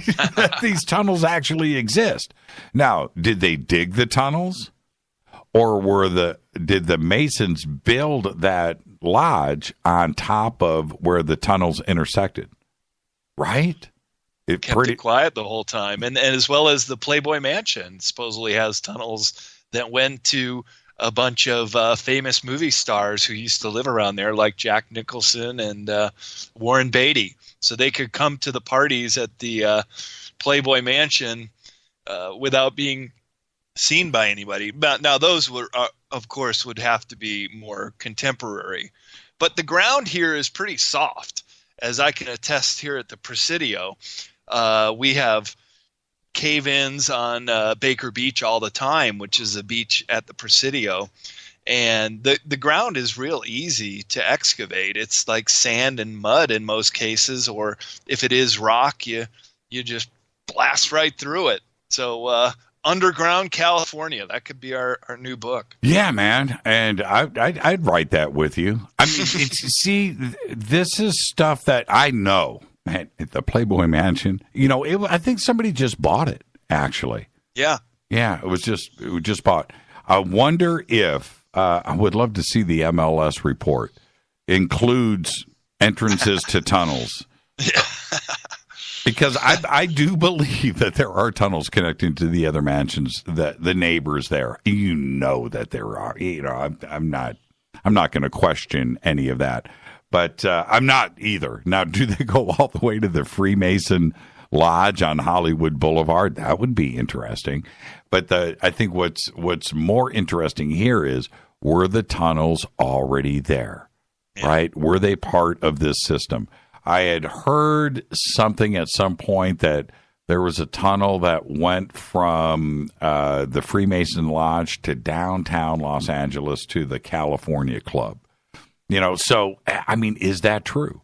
And I think that's what it's called, the California Club, which is the oldest men's club in Los Angeles. And that building, which is still there, I've been there, is right in the middle of downtown L.A. A very exclusive membership, by the way. It's a club with 8 hotel rooms, and they get together and play poker. I'm not kidding. Looking at the L.A. Times, January 29th, 1934. The headline was, Lizard People's Catacomb City Hunted. Engineer sinks shaft under Fort Moore Hill to find a maze of tunnels and priceless treasures of legendary inhabitants. It's no joke, man. I'm telling you. Isn't that interesting? What's the date on that? Give that to 1934, January 29th. January. And I'm looking at his map here, which I remember seeing in a book. And he's got these shafts that go down. He says they're gold. He says there's all these different levels.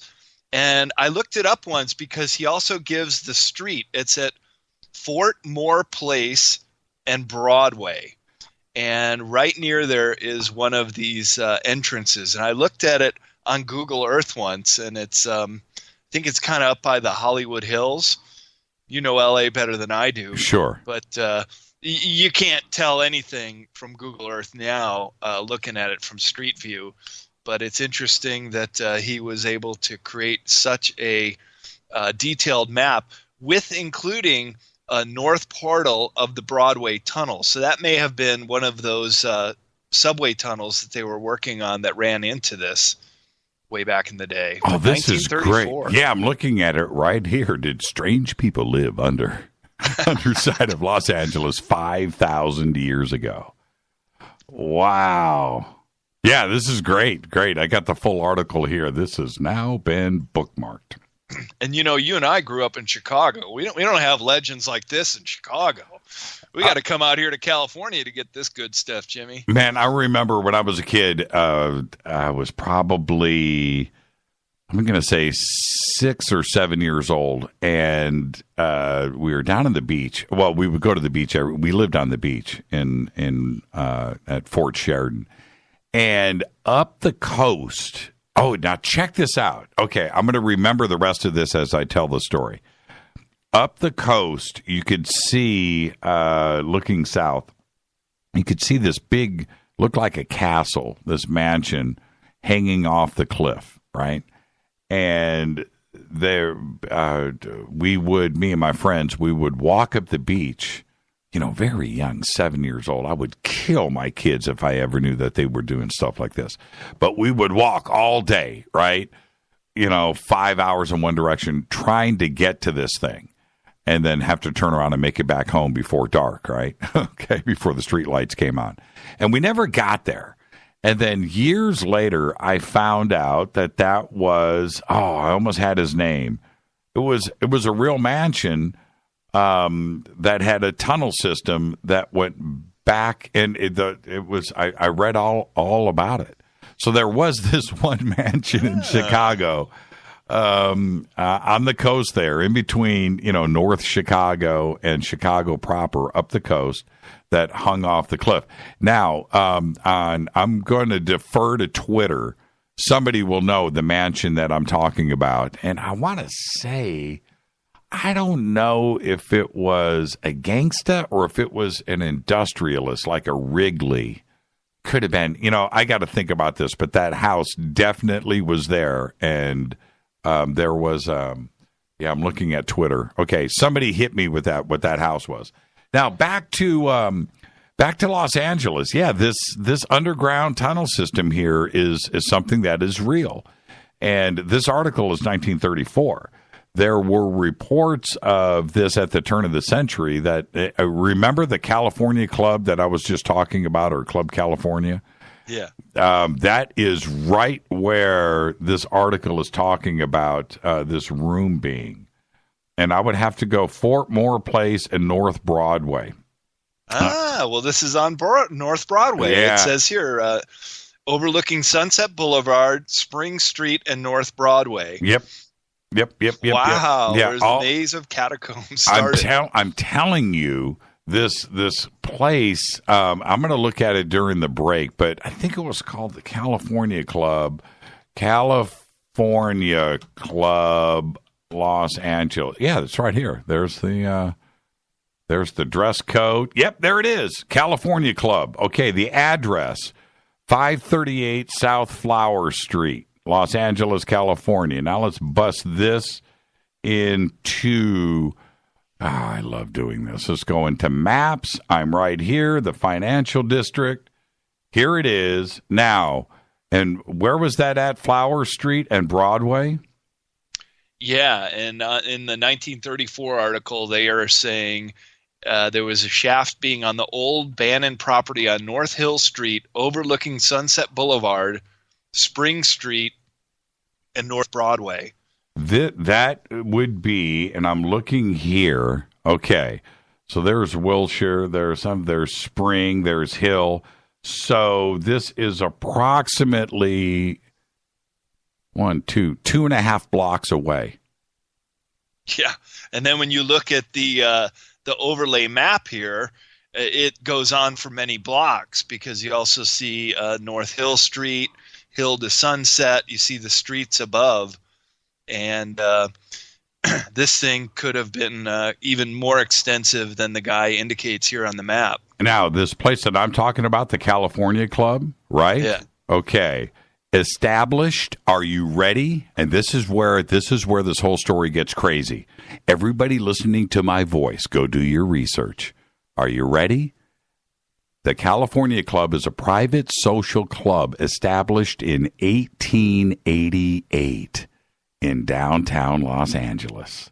Wow. The second oldest such club in Southern California. Yeah, course, man. Up here in San Francisco, we have the Bohemian Club. Don't know of any underground tunnels there, but I will tell you this. In Chinatown here in San Francisco, it is like Swiss cheese with tunnels underneath, as well as out on Alcatraz Island in the Bay, the old penitentiary. I had the opportunity of having to go out there for a work assignment, but the job had already been done, and they just left us there, and we were getting paid to explore Alcatraz before any of the tourists came. And there are tunnels everywhere. Of course, it had been a fort as well, used to defend the bay, and some of them are battlements like the Presidio. Yeah, I invite anybody, go to californiaclub.org. Look at these pictures, look at the building, and look at the dining room. You have never seen, I'm going to guess, the dining room, that full color picture of the big dining room, one table, not the one with the multiple tables, but the one with the big table, is I would say that seats 100 people, probably 50 people on a side. Now, it says here, the California Club, established in 1887, embraces over 100 years of rich tradition. Today, the California Club enjoys the reputation of being one of the finest clubs in the world. This excellent reputation starts with the members of the club, outstanding men and women from all walks of life. Generation of members includes business, industry, government, and the professions have gathered at the California Club. The clubhouse is located in a landmark structure in the heart of downtown Los Angeles. Go and look at these pictures. I am not exaggerating on the exclusivity of what this club represents. Okay? The timeless design and classical clubhouse created by noted architect Robert whatever is meticulously maintained, handcrafted. Go look at what I am talking about here. I'm just saying that is 1888, right when they were building Los Angeles, right when these tunnels were discovered. And you have this, the most exclusive club like in the country, and it's right here. It's insane. You stand outside of the club and you just watch the cars that pull in and out of here. Oh, dude.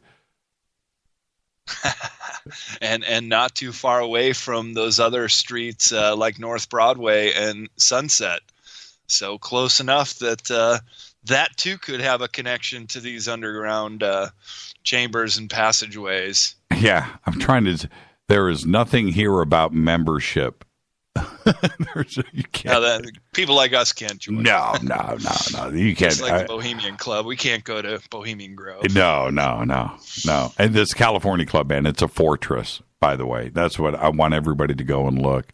I'm sure they're tweeting. Yeah, see, right here. Look at, I'm going to retweet this. This is the picture of the dining room I was talking about. Brad, check this out. Yeah, I'm looking at it. It's amazing. Is that stupid or what? Is that ridiculous? Who eats there? Who sits at that table? You know, that's way beyond Kanye West, right? That's a whole nother level of stuff. All right. Yeah. There it is. Is that a fortress? It looks like a fortress, doesn't it? Swimming pools and movie stars. Man, yeah. If you're gonna fend off the zombie apocalypse, you do it at this place. Yeah. Yeah, that's where you got the gun turrets. Yeah, I'm going to retweet this too. That's beautiful. Yeah, I mean, the people listening to the show for the first time and they're dialing in and they're looking at all of this, they're tripping out. Yeah, this is the thing.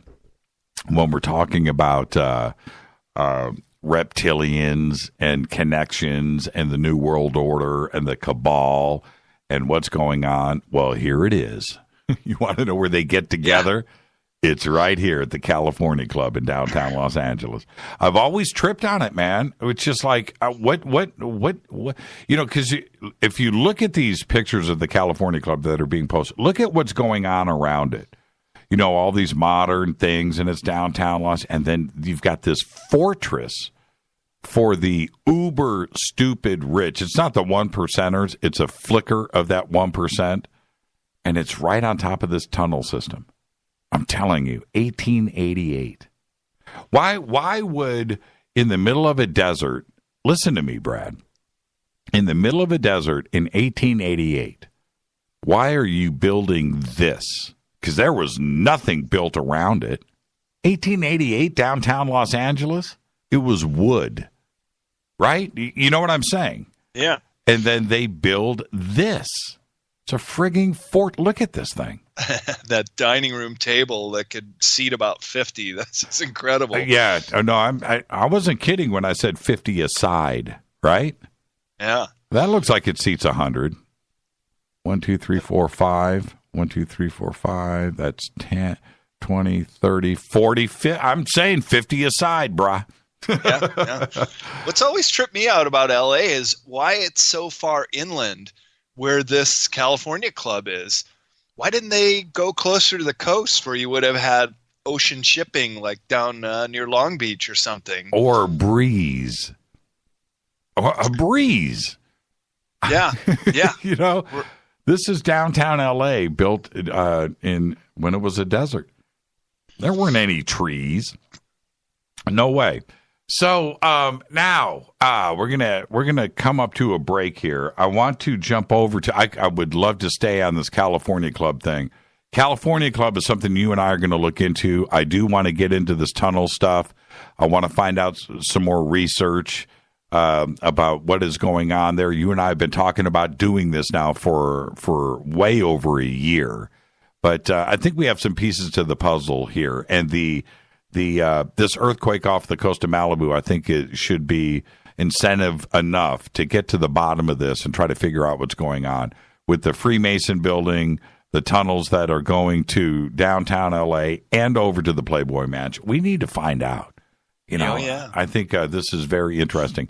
And for somebody to talk about lizard people in the 1930s, you know, this isn't today. This isn't David Icke, right? We're talking about 1930. You know, 1934, that newspaper article came out, and I remember stuff from the turn of the century, the 1900s. So I want to get into that. Now, let's flip things over to the Chilean Air Force and this video.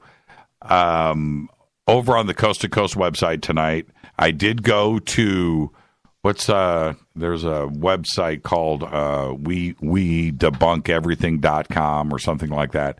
And they broke it down and said that this is an airline. Or an airliner. What did you think when you first saw the video? Well, the video of it when it's discharging some kind of substance could make you believe that it's some kind of Earth terrestrial craft, because I've not known of UFOs discharging like that. But I'm looking at the RT site. Russia Today covers this as a very newsworthy story, and they say you can only see the discharge using infrared light. That's right. That you wouldn't have been able to see it otherwise. So that's kind of interesting. And in no way does this craft look like an airplane or anything we could describe as a plane as we know it. So it almost looks like it's got a line through the middle of it, and it is a very strange looking craft. And the fact that it's coming from the Chilean military also speaks volumes, because last I checked, militaries of the world don't fake videos. Yeah, and there's a couple of other points that I want to bring up after the break. And for me, what's most important, and we're going to address all of these individually, is the pilot should know if he sees another aircraft. That's the first thing. The second thing is, and I want to get to all of this in depth, is there was no radio communication. They tried to communicate with this craft. Nothing came back. No communication to the tower. The tower didn't know. If you're discharging anything, you need to clear that with the authorities and let them know what you're doing. And none of this was done. Now, I'm sorry. The problem that I have here with metabunk.org is that you cannot so easily dismiss all of this. And for them to come out and debunk this entire thing in a day or two, when the Chilean Air Force themselves couldn't do it in 2 years, this isn't the Roswell slides. This is something else. And we're going to talk about that when we come back. Our guest tonight, Brad Olsen. I'm your host, Jimmy Church. This is Fade to Black. We'll be right back. Hi everybody, this is Rob Halford, the Metal God, on JimmyChurchRadio.com. KGRA Radio. Intelligent talk. You've probably heard about all the great benefits of goat milk soap, but did you know some companies take shortcuts? At Old New England Soap, we make our organic goat's milk soap using 36% goat's milk. That's 17% more than most others. Our bars are larger, so they last longer, producing lots of lather packed with vitamins. And our soap is a natural moisturizer that smooths dry and damaged skin. Order online at oldnesoap.com. That's oldnesoap.com. You've tried the rest. Now try the best. oldnesoap.com. Water-based soaps on supermarket shelves use harsh chemical acids to break down dead skin cells. And that's just not good for you. At Old New England Soap, our soaps are made without chemical ingredients, contain no alcohol or petroleum products, and use 85% organic materials and carry the USDA's organic certification. Try some today. Go to oldnesoap.com. That's oldnesoap.com. oldnesoap.com. So, you love talk radio? Then you'll love TalkStreamLive.com. TalkStream Live is always on, 24/7, with the best streaming talk shows. Find your favorite talkers and discover some new ones. It's free, readily available online or on the smartphone or tablet. Finding your favorite talk shows all in one place has gotten a whole lot easier. Just go to TalkStreamLive.com. Be sure to download the free apps from Google Play or the iTunes App Store. If you have sciatica, then you know all about the crippling pain that travels from your lower back down your leg when a spasm occurs. It's brutal. In fact, it's enough to take your breath away. Dr. Zhang's Sciatica Nerve Cream helps relieve persistent, shooting pains associated with the sciatic nerve in the lower back and legs. This natural, homeopathic cream contains the most potent ingredients to soothe even the most excruciating pain associated with sciatica. Stop the pain now. Ask for Dr. Zhang's Sciatica Nerve Cream at your local health food store or go online to trasknutrition.com. Would you like relief from muscle pain, headaches, and discomfort to sleep better, have more energy during the day, and just feel naturally amazing? Fibromalic can help. Its blend of malic acid and magnesium can provide pain relief and comfort for those who experience fibromyalgia. It helps your body absorb more oxygen, and it works quickly for a significant reduction in pain within 48 hours, all without a prescription. Ask for Fibromalic at health and vitamin shops or shop fibromalic.com. Did you know that when you're on the road with limited data or Wi-Fi available, you can still listen to every minute of Fade to Black by just calling 605-562-4482. No smartphone, app, or internet needed. It saves your data plan and no extra cost if you have unlimited minutes. Just call 605-562-4482. You can listen to me, Jimmy Church, on any phone, anytime, anywhere. Go Beckley Tappy.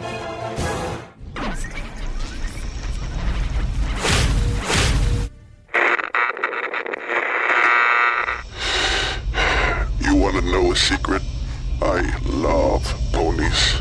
I really love ponies. I'm serious. I couldn't stay sane without ponies to brush. Why Fade to Black? Because you never got that pony, damn it. This is Fade to Black with Jimmy Church on the Game Changer Radio Network and KGRA, the Global Radio Alliance.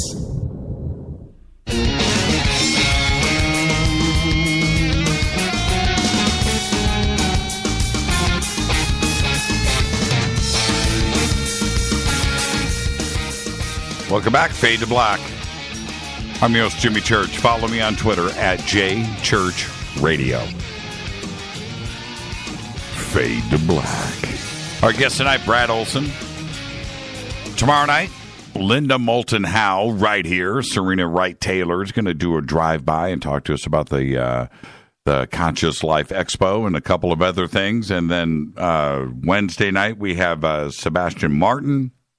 And then Thursday night, Fader night with, excuse me, I'm coughing and trying to talk at the same time. And I tried to, Brad, tried to hold it back, tried to get the sentence out. It just didn't happen that way.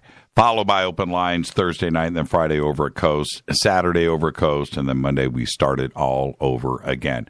So I'm over here at metabunk.org. And they've done a really comprehensive breakdown of this Chilean video. The one thing now they've identified a couple of aircraft that this could be, and they've got some really cool research that is done here. No question about it. The problem that I have, Brad, is that the pilot didn't know what he was looking at. That's the first thing. The second is there was no communication on the radio with this aircraft. And I find that strange, too, as well, when they were trying to get the aircraft to identify themselves. Santiago Airport had no communication with this craft. And so for 2 years, the Chilean Air Force cannot work these details out, that it was just a civilian airliner that was flying off in the distance, and they weren't able to put that together. I don't know. Something doesn't sit right with me. And there's another factor, and that is it shot off at great speed into the clouds and was never seen again. So if it's flying off the coast and it's a terrestrial craft, it's going to have to go to Chile somewhere. But it never did. It just went into the vastness of the Pacific Basin, up into the clouds, and was gone. So that makes it hard to debunk. I think that nobody from the ground crew or the military was able to track it after it flew off. Yeah, and wasn't showing up on radar, right? And all of these other facts that come into play for me aren't answered here. Now, look, they have looked at the time, the elevation, the direction. They've gone to Google Earth and they've triangulated all of this, and it looks like it could be these aircraft off in the distance. But that doesn't answer, and they may be very well be right, but it doesn't answer all of the other things about this that should be right there in front of the Chilean Air Force. If what they are saying is true, this this is a worthless video. Why would they release it? And why would they make themselves look so stupid? But maybe they did. Maybe they did make a series of mistakes here, but it wasn't seen on radar. It did disappear into the clouds. The pilot didn't know what he was looking at. They couldn't make any radio contact with this, and they couldn't identify it. And they couldn't see it with a straight camera. They could only see it in the infrared. All of these things, to me, are quite puzzling. And just to have a website come out and debunk this so quickly, either that shows you how inept the Chilean Air Force are and their researchers, or this is a real UAP, a real UFO. And that's what the Russia Today website says too, is that when you rule out every theory proposed as explaining the bizarre object has been debunked, that this officially makes this a genuine, unidentified flying object. I just got email from Kiki, and she says, Kiki, you sent me the email. That means I can read it on the air. Sorry about that. She says, in 2005, I went to, this is about deep tunnels in Los Angeles. In 2005, I went to the UCLA emergency room for an eye infection. It was early in the a.m., and I noticed a young man sitting in the hall. The ER doctor came out to talk to the man's supervisor, who brought him to the ER. The man had been treated for the bends. The doctor wanted to know how the man got deep compression sickness. I overheard the supervisor tell the doctor that the man got the bends from working on a deep tunnel project for water under downtown L.A. I found this unusual, as I thought that all of our water pipes had long been built. Yeah. And I'm a scuba diver, and of course you learn about the bends. You have to be pretty deep to be able to get up to the surface faster than the rising bubbles from your scuba gear. So that would suggest to me that he was in at least 50 feet of water or deeper. Yeah, how deep do you have to be a sewer? Yeah, how deep do you have to be to get the bends? At least 50 feet or more. Because what happens is your body compresses from the pressure of the water as you go deeper. And if you shoot to the surface faster than your rising bubbles, that's what they always teach you in scuba class, that your body doesn't have enough time to decompress, and the nitrogen will then enter into the bloodstream and then cause the bends. And it could be a fatal affliction for scuba divers who panic or come into some kind of scenario, say you're face with a shark and you have to get out of there fast. But you don't shoot up. You always have to float up at the same level as your bubbles so you can decompress.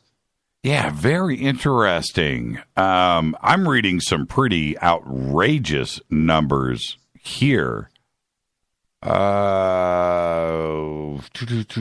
Interesting. Okay, I'm reading some confusing stuff here. They're talking about 900 feet here. Now, I'm seeing bigger numbers than that, too, as well. Numbers in, hundreds of meters. Well, yeah, the deeper you go, the more susceptible you'd be to getting the bends. For example, you cannot get the bends just holding your breath and swimming down, or say in a very deep swimming pool. That's just not deep enough. You basically have to be scuba diving to get it. Yeah. Interesting. So how 50 feet? Okay. How deep? Well, okay. That's the minimum. If you're hundreds or even 1,000, you could easily die very quickly from it. So you could get the bends from 50 feet? Maybe a mild version of it, because the water is not that compressed, 50 feet. You could get, say, just an inkling of it. And then they have to put you in a specially contained environment to help decompress you. They have to put you in a pressurized room to get the nitrogen then out of your blood. Right, because I've scuba dived. I know I've scubaed 30 feet. certainly I've gone down that far. Oh yeah. I mean, not scuba. I mean, snorkeled. Snorkeling. Yeah. Well, snorkeling is how deep you can hold your breath and Right. swim down. Right. So, I mean, 50 feet just doesn't seem that far to me. But wow. So somebody to get the bends in downtown Los Angeles. Yeah. What the hey? Wow, that's fascinating. Okay, it's so funny. I'm going to defer over to Twitter here. How far down do you have to be to start to feel the effects of the bends if you were scuba diving? Yeah, very interesting. And how far down have you scuba'd? Well, I was a risk taker in my younger years, and I was at the Red Sea one time, and I met this German guy, and he goes, "Hey, let's go to the tunnel that leads out of this shaft. It's just a round. It's called the Blue Hole. It's just like a perfectly round shaft that just goes hundreds of feet down, and about 250 feet down, there's a way to access the Red Sea because it's kind of in a reef scenario. And we're going down and down and down with this guy, way deeper than they ever say. You should never go past 200 for just recreational scuba diving. We're getting down to about 250, and all the colors are going away, and suddenly it's just black and white and blue. And I hit on my tank with a knife, and that's the only way you can make a sound to somebody. And I just said, cut it. And I chickened out and went up. And then when we got up there, my girlfriend's like, "Hey, look at this memorial. It's all the people who died down in the Blue Hole trying to get out to the Red Sea." Dude. And I was like, man, good thing we didn't do that. Yeah, okay, so I've got 50 feet, 60 feet, 50 feet, 60 feet popping up. Yeah, okay. That would be the start of it. Okay, fair enough. I get it. Mark just tweeted, the Chilean Air Force can't be that dumb. Yeah, they can't be.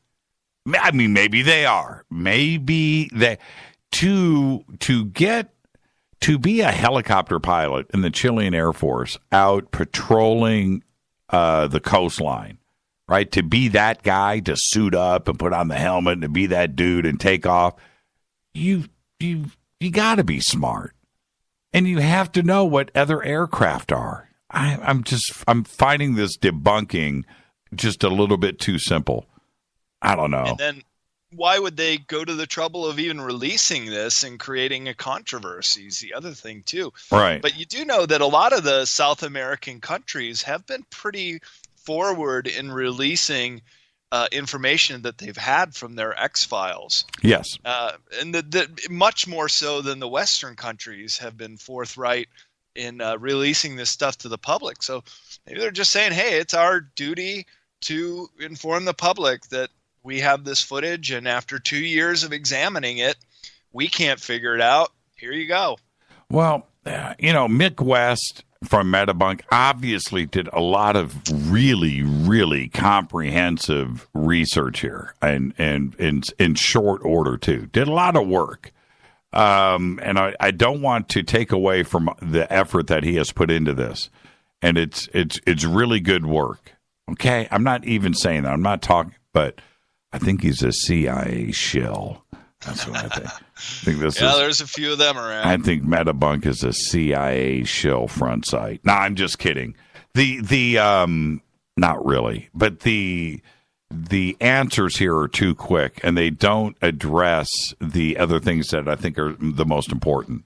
One, how stupid could the Chilean Air Force be? Number one. Number two, why wasn't it on radar? Number 3, why didn't the pilot know what he was looking at? Number 4, why wasn't there radio communication? Right? Number 5, why did it disappear into the clouds? All of these things, I don't know. One could come into play, but to have all of them there and then to so quickly and easily shoot down everything after they spent 2 years on this. Man, I don't know. I was just over on the Coast website. This is what Coast has to say. Coast says, In a disappointing but not altogether surprising turn of events, an independent investigation into the recently released Chilean UFO footage which created headlines last week, suggests that the unknown object was likely an airplane. The video and accompanying story generated considerable excitement because it was emanating from an official Chilean government UFO investigation group who said that it could not determine what the anomaly was after a 2-year investigation. However, a subsequent study of the footage and the circumstances by which it was filmed seemingly deciphered the identity of the UFO rather easily. Oh, man. The exhaustive and remarkably swift research conducted by metabunk.org found a specific airliner which would have been flying above and away from the Chilean helicopter at the time of the incident and thus appeared as anomalous from its perspective. I don't know. The possibility of the UFO was an airplane had previously been put forward by the French. In response to these new findings, some UFO enthusiasts have expressed disbelief that the Chilean government would miss such an obvious answer to the mystery. Agreed. But such a scenario seems to have already occurred with one of the groups in the past, and now they bring up the Roswell slides, oddly enough. And I'm seeing off of RT that for 2 years they investigated this, and they assembled a team to study the footage and investigate the case, including astrophysicists, video and image analysis, aeronautic engineers, and all of them were unable to explain the object. It was just an Airbus 320, dude. Yeah, I don't know, man. There's something doesn't feel right here. And I don't know. My eyes, when I first saw the video, and I was looking at them switch between infrared and regular footage and watching this object disappear, and watching the cameraman trying to find the object and then switching. You saw the same thing that I'm talking about. Yeah. And going back to infrared, and there it was popping up again. I was just as confused as the cameraman was. And I get that. And how can this be debunked so quickly? I don't know.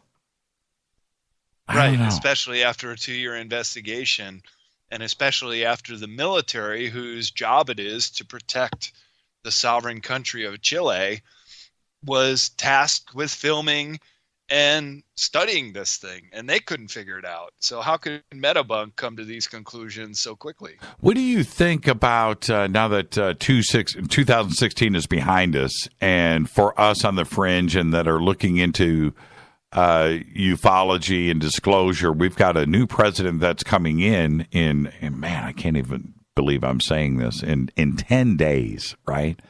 What do you think? What do you think is in the future for us in 2017?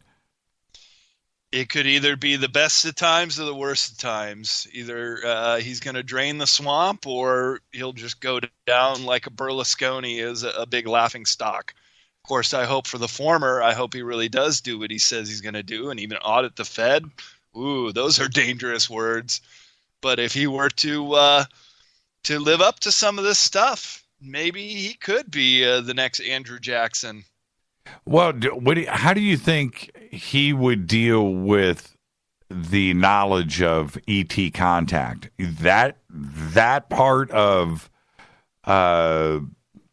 his reading in, right, is going to happen. That's going to happen. The CIA is going to sit him down, and the subject of Area 51 and ET is going to be right there in front of him. What do you think that Donald can handle it? And what do you think he's going to do with that knowledge when he gets hit with that information? That's the real interesting thing, because during the campaign, Hillary alluded to the fact that she was going to look into it. She made more signs saying that she would come clean with the UFO issue than Donald ever has. In fact, I don't know of any comment he's ever made along those lines. So yeah, what'll happen when he gets briefed on it? Good question. Well, again, he could be the best or the worst. Well, the reason why I think it's interesting and Dolan brought this up last week on the show.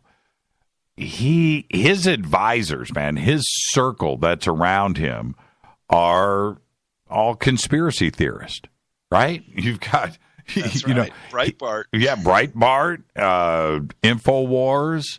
I would love to be an advisor for Trump, man. That'd be great. I could talk to him about all of these things that we talk about on this show: the New World Order, the cabal, the Illuminati, the Feds, the Rothschilds, ET, reptilians. We could put all of this stuff, moon bases. We could put all of this stuff on the table. I'd fill his ear full of it. But Breitbart's already there doing it, and so is Alex Jones, right? Yeah. So what, would he even head this off at the pass and maybe ask these questions about what's going on with the Fed and the Illuminati and the New World Order and ET and everything else that he should be read into?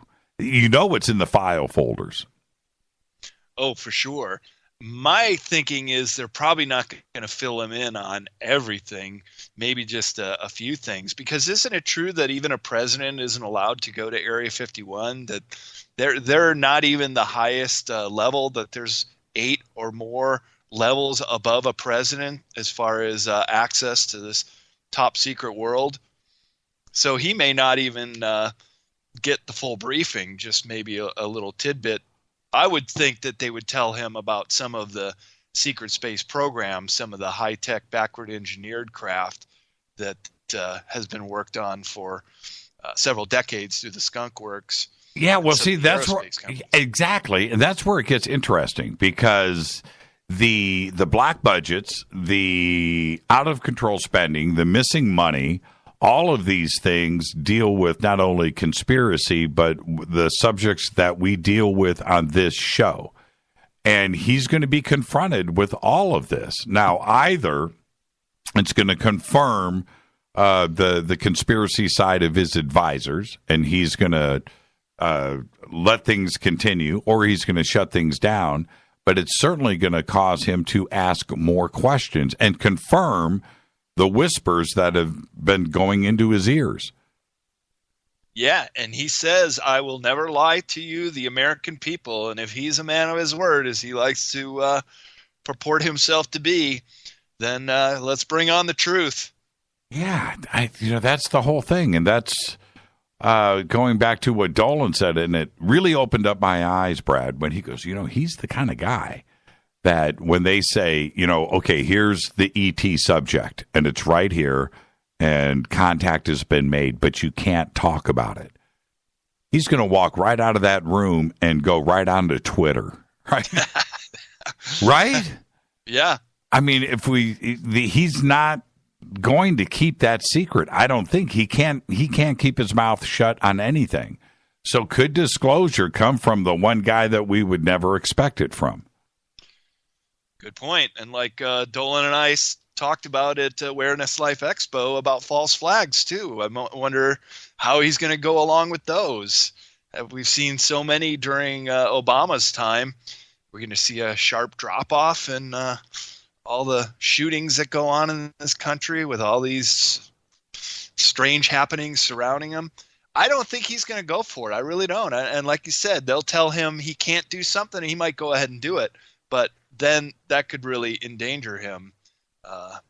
Yeah, I just got JFK. Just got a tweet in. Stephen Greer said that he gave Trump a disclosure folder last summer.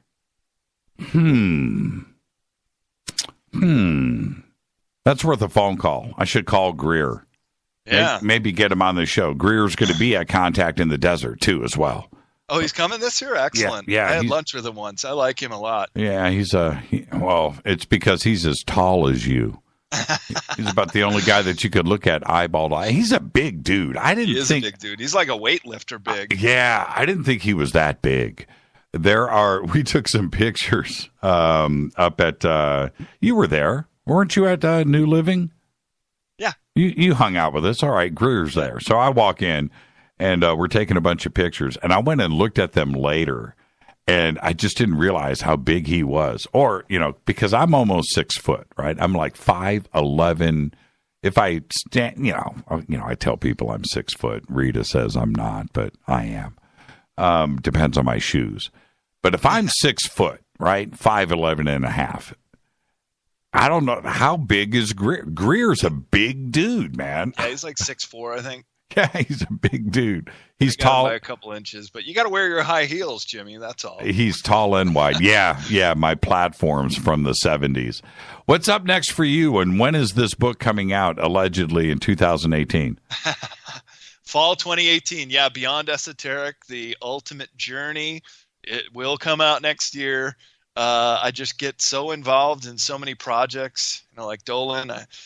I got to finish them one at a time. I'm doing a second edition to Modern Esoteric right now, which will come out in June.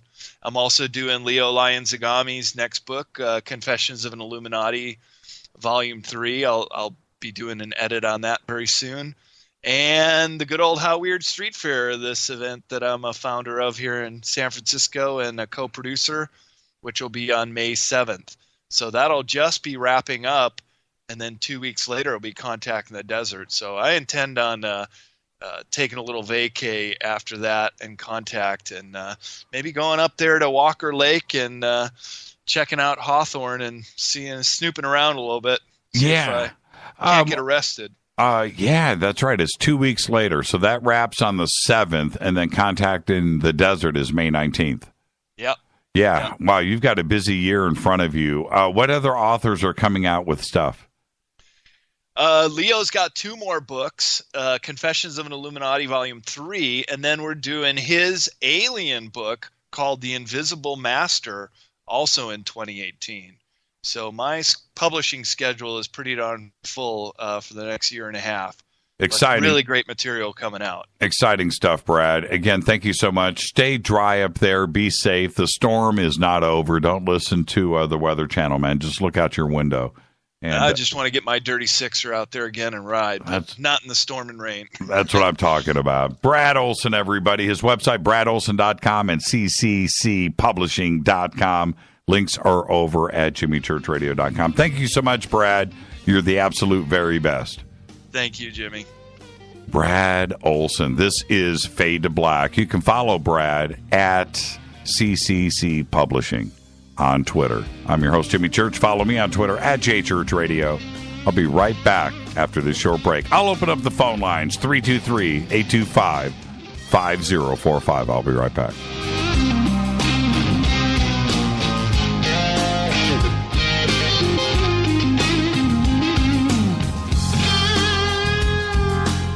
Hey, what up, y'all? Sugar Vivica Fox here, and you are listening to my boy, Jimmy Church, on jimmychurchradio.com.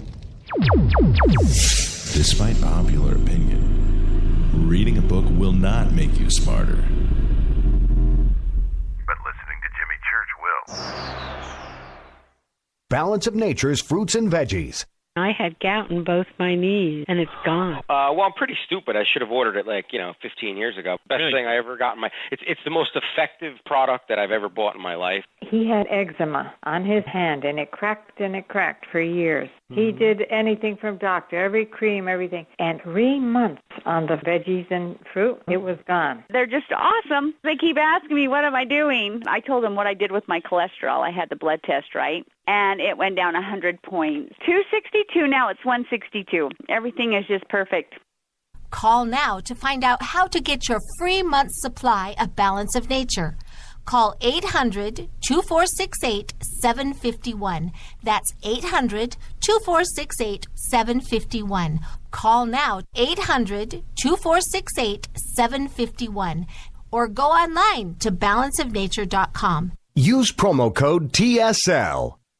Would odors, mold, and mildew describe your basement or crawl space? It doesn't have to be that way. Transform them into a fresh, healthy, usable one with the technologically advanced Wave Moisture Control Units. The computerized operation maximizes moisture control and also expels harmful radon, combustion gases, and numerous other pollutants. Dehumidifiers are old technology that do nothing for air quality and waste energy. Wave units are intelligent, self-monitoring, do not need maintenance, and will save you hundreds in electricity. Wave units are still running effectively effectively over 15 years. They've been tested and installed in public and military housing and by property managers nationwide. Buy a unit now, and if your home is not fresher and drier, you can return it for a full refund for up to 12 months. What have you got to lose? Call now. 1-888-618-WAVE. 1-888-618-WAVE. Or visit mydryhome.com. That's mydryhome.com. Wave Home Solutions for a healthy, comfortable home. What's up, Fadernauts? Studio Dome loves Fade to Black and the F2B audience so much that they have put together the ultimate stereo Bluetooth system. They've done it just for you. Man, check this out. The Studio Dome SBB2 stereo system is here.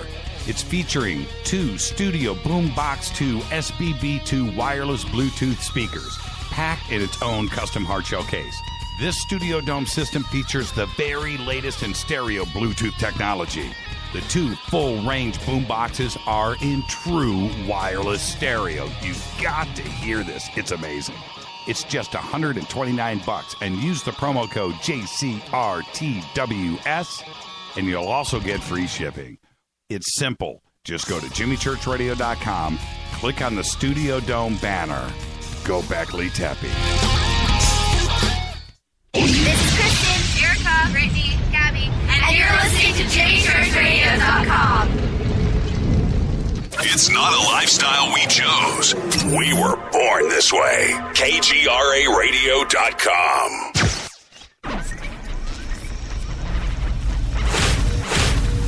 This is KJCR at JimmyChurchRadio.com.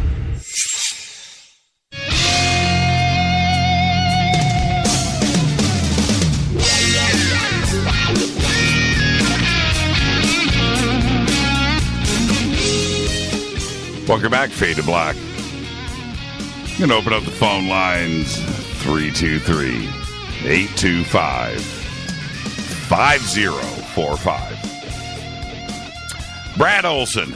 A couple of things really quick I was looking at during the break. Going back to the tunnel system underneath Los Angeles and talking about the California Club and some of the other sites around here. Look, I'm not saying any, but the California Club, established in 1888, is as exclusive as anything there is, right? You go to the website, californiaclub.org. I forgot all about that place until I started to think about what is going on here. And all of that happened because of the discussion of the Malibu Underwater Base and the earthquake that just happened there on the 29th, 28th of December, and its possible entrance to an underwater, A, entrance to something, B, rivers, C, a tunnel system that has been rumored to exist here.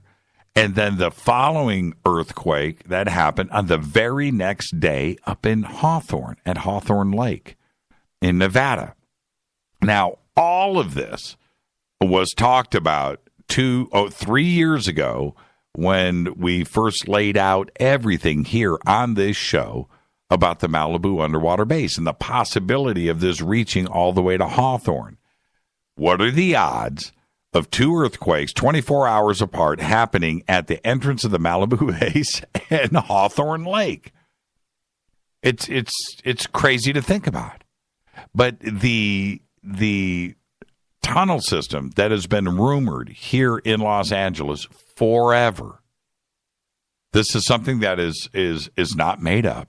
And the lizard people and that whole story. Now, that came out in 1934. I have it marked here, the L.A. Times. But the Freemason Lodge on Hollywood Boulevard, Hollywood and Highland, where the Jimmy Kimmel Show is, that has its tunnel system. Of course, the Playboy Mansion, is that too out there? I'm just saying. And that I think that this tunnel system existed already. And the convergence of those tunnels underneath the Freemason Lodge on Hollywood Boulevard is there. These tunnels exist. And the rumors are that they went to downtown Los Angeles and went underneath, this is key here, underneath the mountain system that is in between the Valley and Hollywood. There's some mountains there, the Hollywood Hills. You've heard about them. And that the tunnel system went from the Freemason Lodge over to Disney, which is right there. Disney, Universal Studios, Burbank, Paramount Studios. It's all right on the other side of the hill. I'm just saying, it's all very strange. And then when you throw on top of all of this, the rumors about when L.A. was first built, 1880, 1885, 1890, downtown Los Angeles, that there were tunnels there. And what is smack dab right there? The California Club. Right there. Very interesting conversation with Brad Olsen. That's why I find him to be the very best. He has gone out and explored the tunnel system throughout San Francisco and the Presidio. His video footage and his photographs and his maps that he has sent me. We spent 1 day, 2 days over a weekend, looking at these maps on the phone together and going through all of this evidence that he has acquired up there. It's great research, and I'm telling you, LA's got its tunnels. San Francisco has got its, and it's big, and the entrances are huge, and they're all there. So, and he's got all of the blueprints and the maps, and it's pretty crazy. So, Brad Olsen, anyway, Future Esoteric, you can go to cccpublishing.com. All of his books are there, and pretty exciting news about Leo Zagami coming out with a third book and a book about UFOs. So there you go. Great conversation. 323-825-5045. Back to this Chilean Air Force video. I'm not totally sold yet.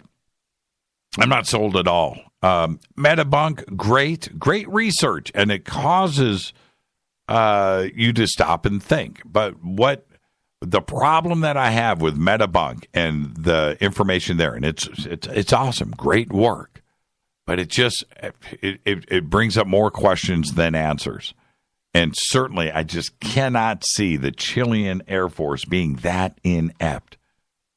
I just don't. So there's just no way you can solve that. It's possible. It's possible. It is. It could just be an Airbus 320. So there you go. Let's go to the phones. Hi, you're live on Fade to Black. Jimmy Church, Happy New Year to you. This is Gene from Atlanta, man. How you doing? How you doing, Gene, from Atlanta? Hey, man, let's touch on this Chilean UFO. I just watched the video, and I'm a 20-year Navy vet. Okay. I was attached to a F-14 squadron, so I know what a plane looks like, okay? Right. That is not an aircraft that we know of, okay? When he switches the lens from infrared and this and that and the other, and you could tell that, okay, there's got to be a heat signature every time he goes to infrared. So seeing that and not being able to say what it is, I can understand how frustrated they could be, but it's not of any kind of type of aircraft that we know of. You feel me? Yeah, I do. And it's interesting how you said, 20 years you did, right? So yeah. you know what you're looking at. That's all that. I know exactly what I'm looking at.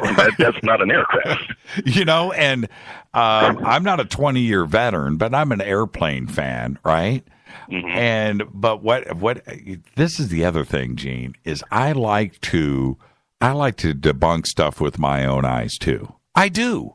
I like to look at a ghost video and go, no, that's not a ghost video, or it is, or I'm confused. I enjoy that part of it. When I look at this video and I see them switch from normal to infrared and back, that is where my eyes tell me there's something strange going on here, because that camera guy, exactly. Yeah. Mm-hmm. That camera guy couldn't figure it out either, could he? No, he couldn't.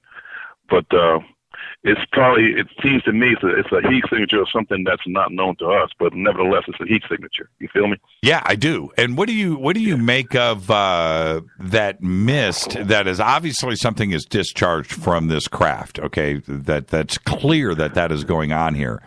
But if it is water, if it is some kind of vapor coming off of the plane, wouldn't that heat signature be cold? Why would it be hotter? You know what I mean? That's what I'm confused about. Wouldn't it turn to ice? Wouldn't it be that's what makes the vapor, right? Because it's being frozen. Am I wrong or?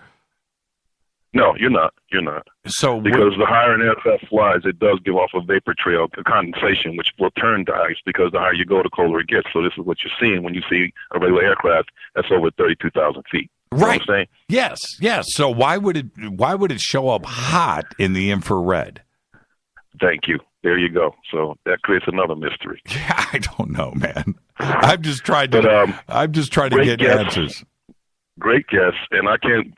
I'm trying to hold out to Friday when you have David Wilcock on. I love that guy, man. He's like off the chain. And as far as disclosure is concerned, Jimmy, come on, man. These guys are telling us things that are like they're out there, and I kind of believe what they're saying. And matter of fact, give you a perfect example. Are you familiar with that movie Jupiter Ascending? Oh, love it. Okay, that kind of touches on a lot of the things that Good and Wilcock has been saying. You feel me? I do. It ties into that, man. It's like this is okay. So what they're saying has got to be real, and I believe everything they're saying. So as far as the closure is concerned, we've already got it. Why wait on the government? Well, that's exactly the point. Yeah, isn't that exactly the point? Yeah. Why wait on the government? Yeah, I totally. I remember I was with somebody a couple of years ago, and I said, we've got to move on from this word disclosure because we know we've all seen. We know. Right. So we need to let go of that. We need to move on and get into the science and what it actually means. But disclosure's here. I mean, it's already done. It's already happened. I wish that this audience, not all of the audience, but the ones that want, that word disclosure is messing with their heads. They're asking for something that probably is not going to happen. I would love for it to, but put that aside. Forget about that word because I've seen things, right? I don't need to be convinced of anything. I don't. Disclosure is just going to tell us one thing, Gene, that the government has been lying to us for a long time. And man, do you really want to hear that? Yeah, that's just a new definition of the word lying, as far as I'm concerned, when it comes down to the government. So you were in the Air Force for 20 years? No, Navy. Navy. Oh, same thing. Okay, I can go with that. I can go with it. Navy's got a couple of planes, here and there. So Navy's got a lot of stuff that you won't know about. Right. Navy scares me more than anybody. I was talking about that the other night on the show. You probably heard me say that, but. How does the Navy deal? You spent 20 years. Did you go to Great Lakes Naval Station? Did you train up there? Yes, I did. That's where I did my boot, right out of Great Lakes. That's where I was born. Okay. I was born at Great Lakes Naval Station. I was born at Great Lakes Naval Station Hospital. So how's that? Well, I know you spent some time there. So anyway. Yeah. How does the Navy deal with UFOs? I'll put it to you like this. They know a lot more than they're letting on to, more than the other branches, as far as I'm concerned. Mm-hmm. Me and a friend of mine, we were talking about, disclosure, UFOs and stuff like that, and things that the military, has done. And I brought up to his attention the movie Predator, okay? The first one was Schwarzenegger. Right. And the Gatling gun that they used in that movie, I said, that's nothing new. I went in 73. My following year, the next year, I had to come back to school, back to Great Lakes, and we had to do weapons training. I seen that gun then. And that movie came out in the 80s, I think it did. Right. Yeah. So I said, some of the stuff you're seeing now, from as far as the early 80s on up, that's nothing new. They already had this stuff on the drawing board, off the drawing board, and already using it. So it's nothing new. What do you make of the reports about aurora that was going down in the 80s and the early 90s and the sonic booms and so forth, that suddenly they have stopped? Now, is it because aurora and that technology was successful and now they don't need to test it anymore? Or was it unsuccessful and they're no longer pursuing the program? I think it was successful. In my opinion, it was very successful. Right. And I think it was one of your shows. I can't remember which show it was. And we're talking it was your show. Wilcox was talking about Antarctica, I believe. Am I right? Yes. Yeah. They got that series going on now on, I can't remember which channel it is, Hunting for Hitler. Mm-hmm. If they go down there, they'll find everything they need to know. They'll have all the answers to their questions, as far as I'm concerned. Now, okay, Gene, I'm glad you're on the show. Couple of questions. When you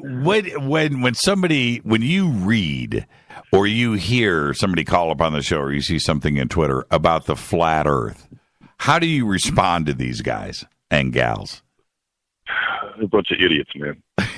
As far as I'm concerned, a bunch of idiots. Flat Earth, yeah, all right, give me a break.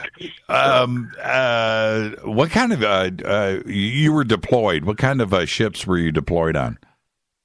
I did most of my time at sea. I did actually pretty much all my 20 years at sea, and I was all on aircraft carriers. My last duty station was Nimitz. Oh, no way, dude. Yeah. Right on. I mean, that's got to be the coolest thing ever. I would never do a submarine. I just, I'm too claustrophobic. I don't care how big they are. Bad. No, I came home on one. It's not that bad. No, not that ain't my cup of tea.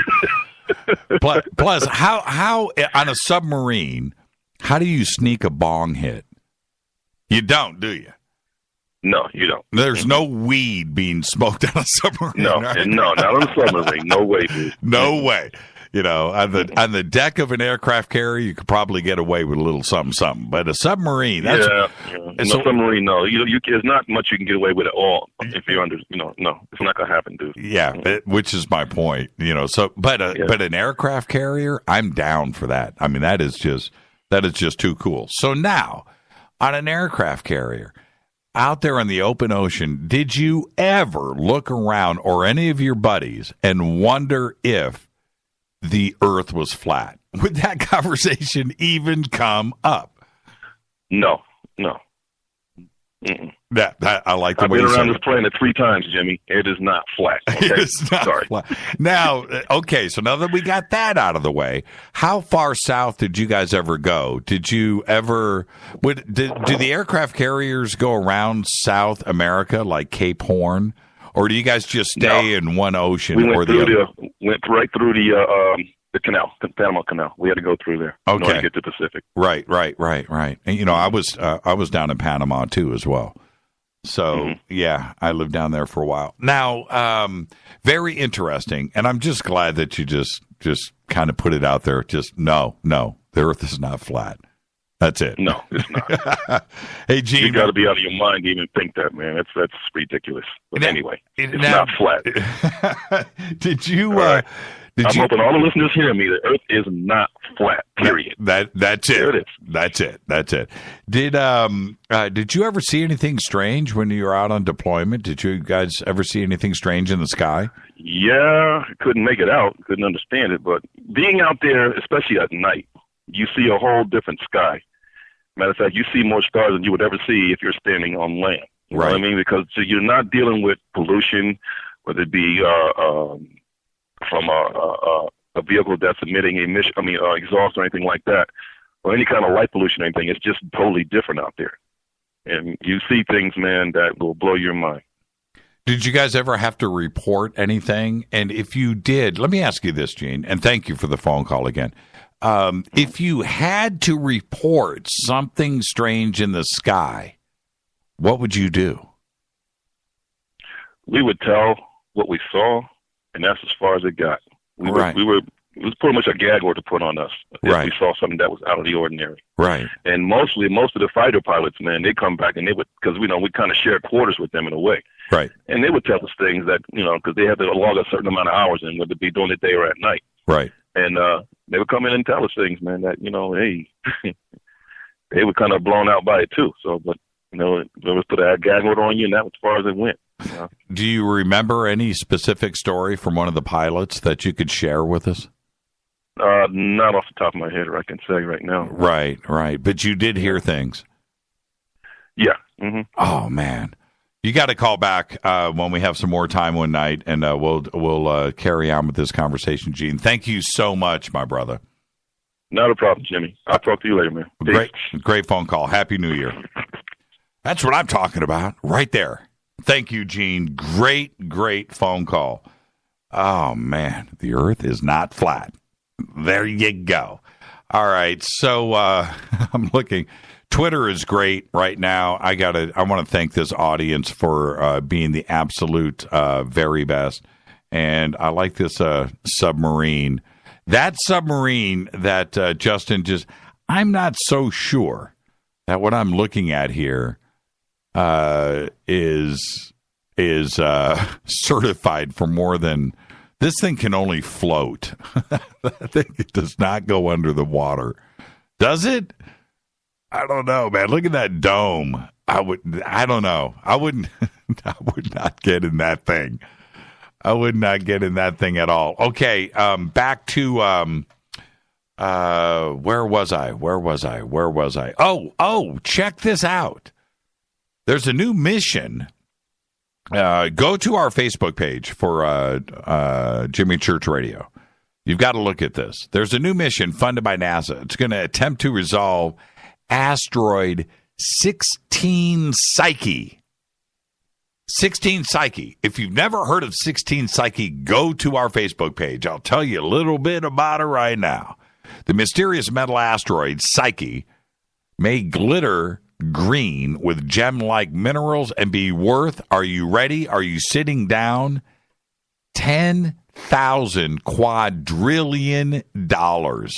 That's 10,000 with a quadrillion after it.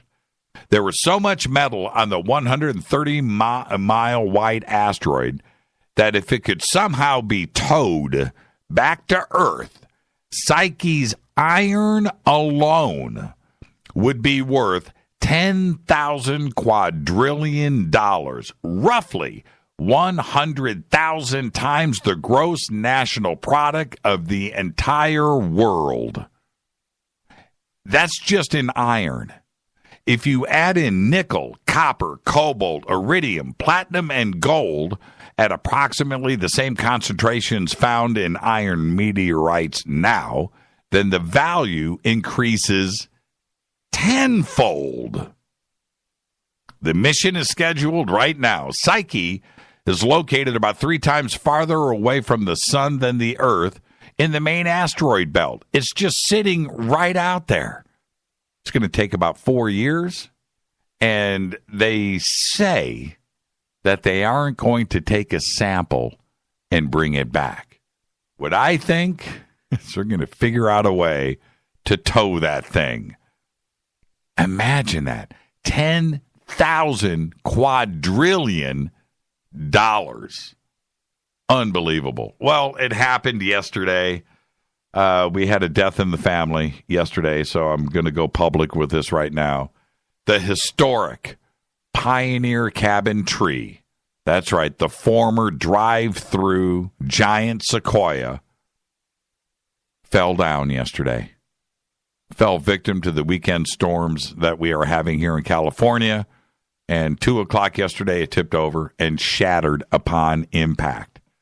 The Pioneer Cabin tree had been hollowed out in 1880, so hikers and horses and then later cars could drive through it. You've seen the postcards, you've seen the posters, you've seen the videos. Yes, that tree fell down.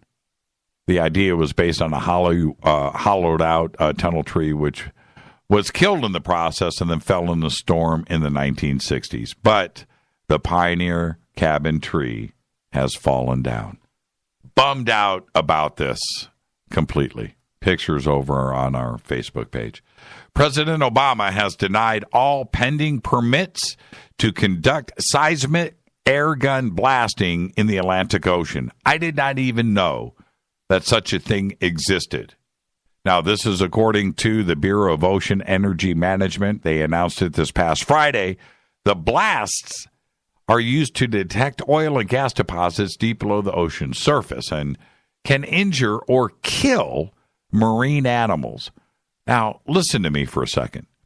Seismic air guns create one of the loudest man-made sounds, period, firing intense blast of compressed air every 10 seconds, 24 hours a day for weeks or months on end. The noise from these blasts are so loud that they can be heard up to 2,500 miles away from their source. The dolphins, the marine life, the whales. Think about this for a second. I cannot believe this ever went on. Now, we've stopped it in the Atlantic. We should stop this worldwide, every country. It's unbelievable. I had no idea. Well, I'll leave you with this. The Indian Navy's new $3 billion fleet of 6 submarines, said to be the quietest in their class, may have been compromised after 22,400 pages of top-secret files detailing the vessel's stealth capabilities were leaked from the French shipbuilder. The leak describes in detail vital features of 6 Scorpion-class submarines that the French state-owned shipbuilding company DCNS designed for the Indian Navy. It's an intelligence goldmine for India's rivals. That's right, Pakistan and China, given the potential use of the data to detect, identify, and destroy the French-built submarines during wartime. Now, it gets better. 12 submarines of the same design are currently being built by the French for the Australian Navy. And I'm not making this up. So, by tomorrow, can you say in Australian, cancel contract? That's right. This has been Fade to Black. I want to thank my guest tonight, the one and only Brad Olsen. Hey, great phone call from Gene in Atlanta, Georgia, the ATL. Thank you for that phone call, Gene. Don't be a stranger. Fade to Black's executive producer is Rita Kamarian. Show is produced by Hilton J. Paul, Mark D. Kovar, LJ3, Renee Jonas. Thank you, Dennis. Thank you, Bob. Announcers are Steve Harder, Gene Vito, and Mark D. Kovar. Fady by Dale. Webmaster is Drew the Geek. Music, Doug Aldrich. Intro, Spaceboy. SpaceboyMusic.com. Fade to Black is produced by KJ Sierra for the Game Changer Network. Syndication is KGRA, The Planet. This broadcast is owned and copyrighted 2016 by Fade to Black and the Game Changer Network. It cannot be rebroadcast, downloaded, copied, or used anywhere in the known universe without written permission from Fade to Black or the Game Changer Network. I'm your host, Jimmy Church. Tomorrow night, Linda Moulton Howe, Serena Wright Taylor, right here on Fade to Black. Until then, follow me on Twitter at JChurchRadio. Everybody be safe. Go Beckley Tepe.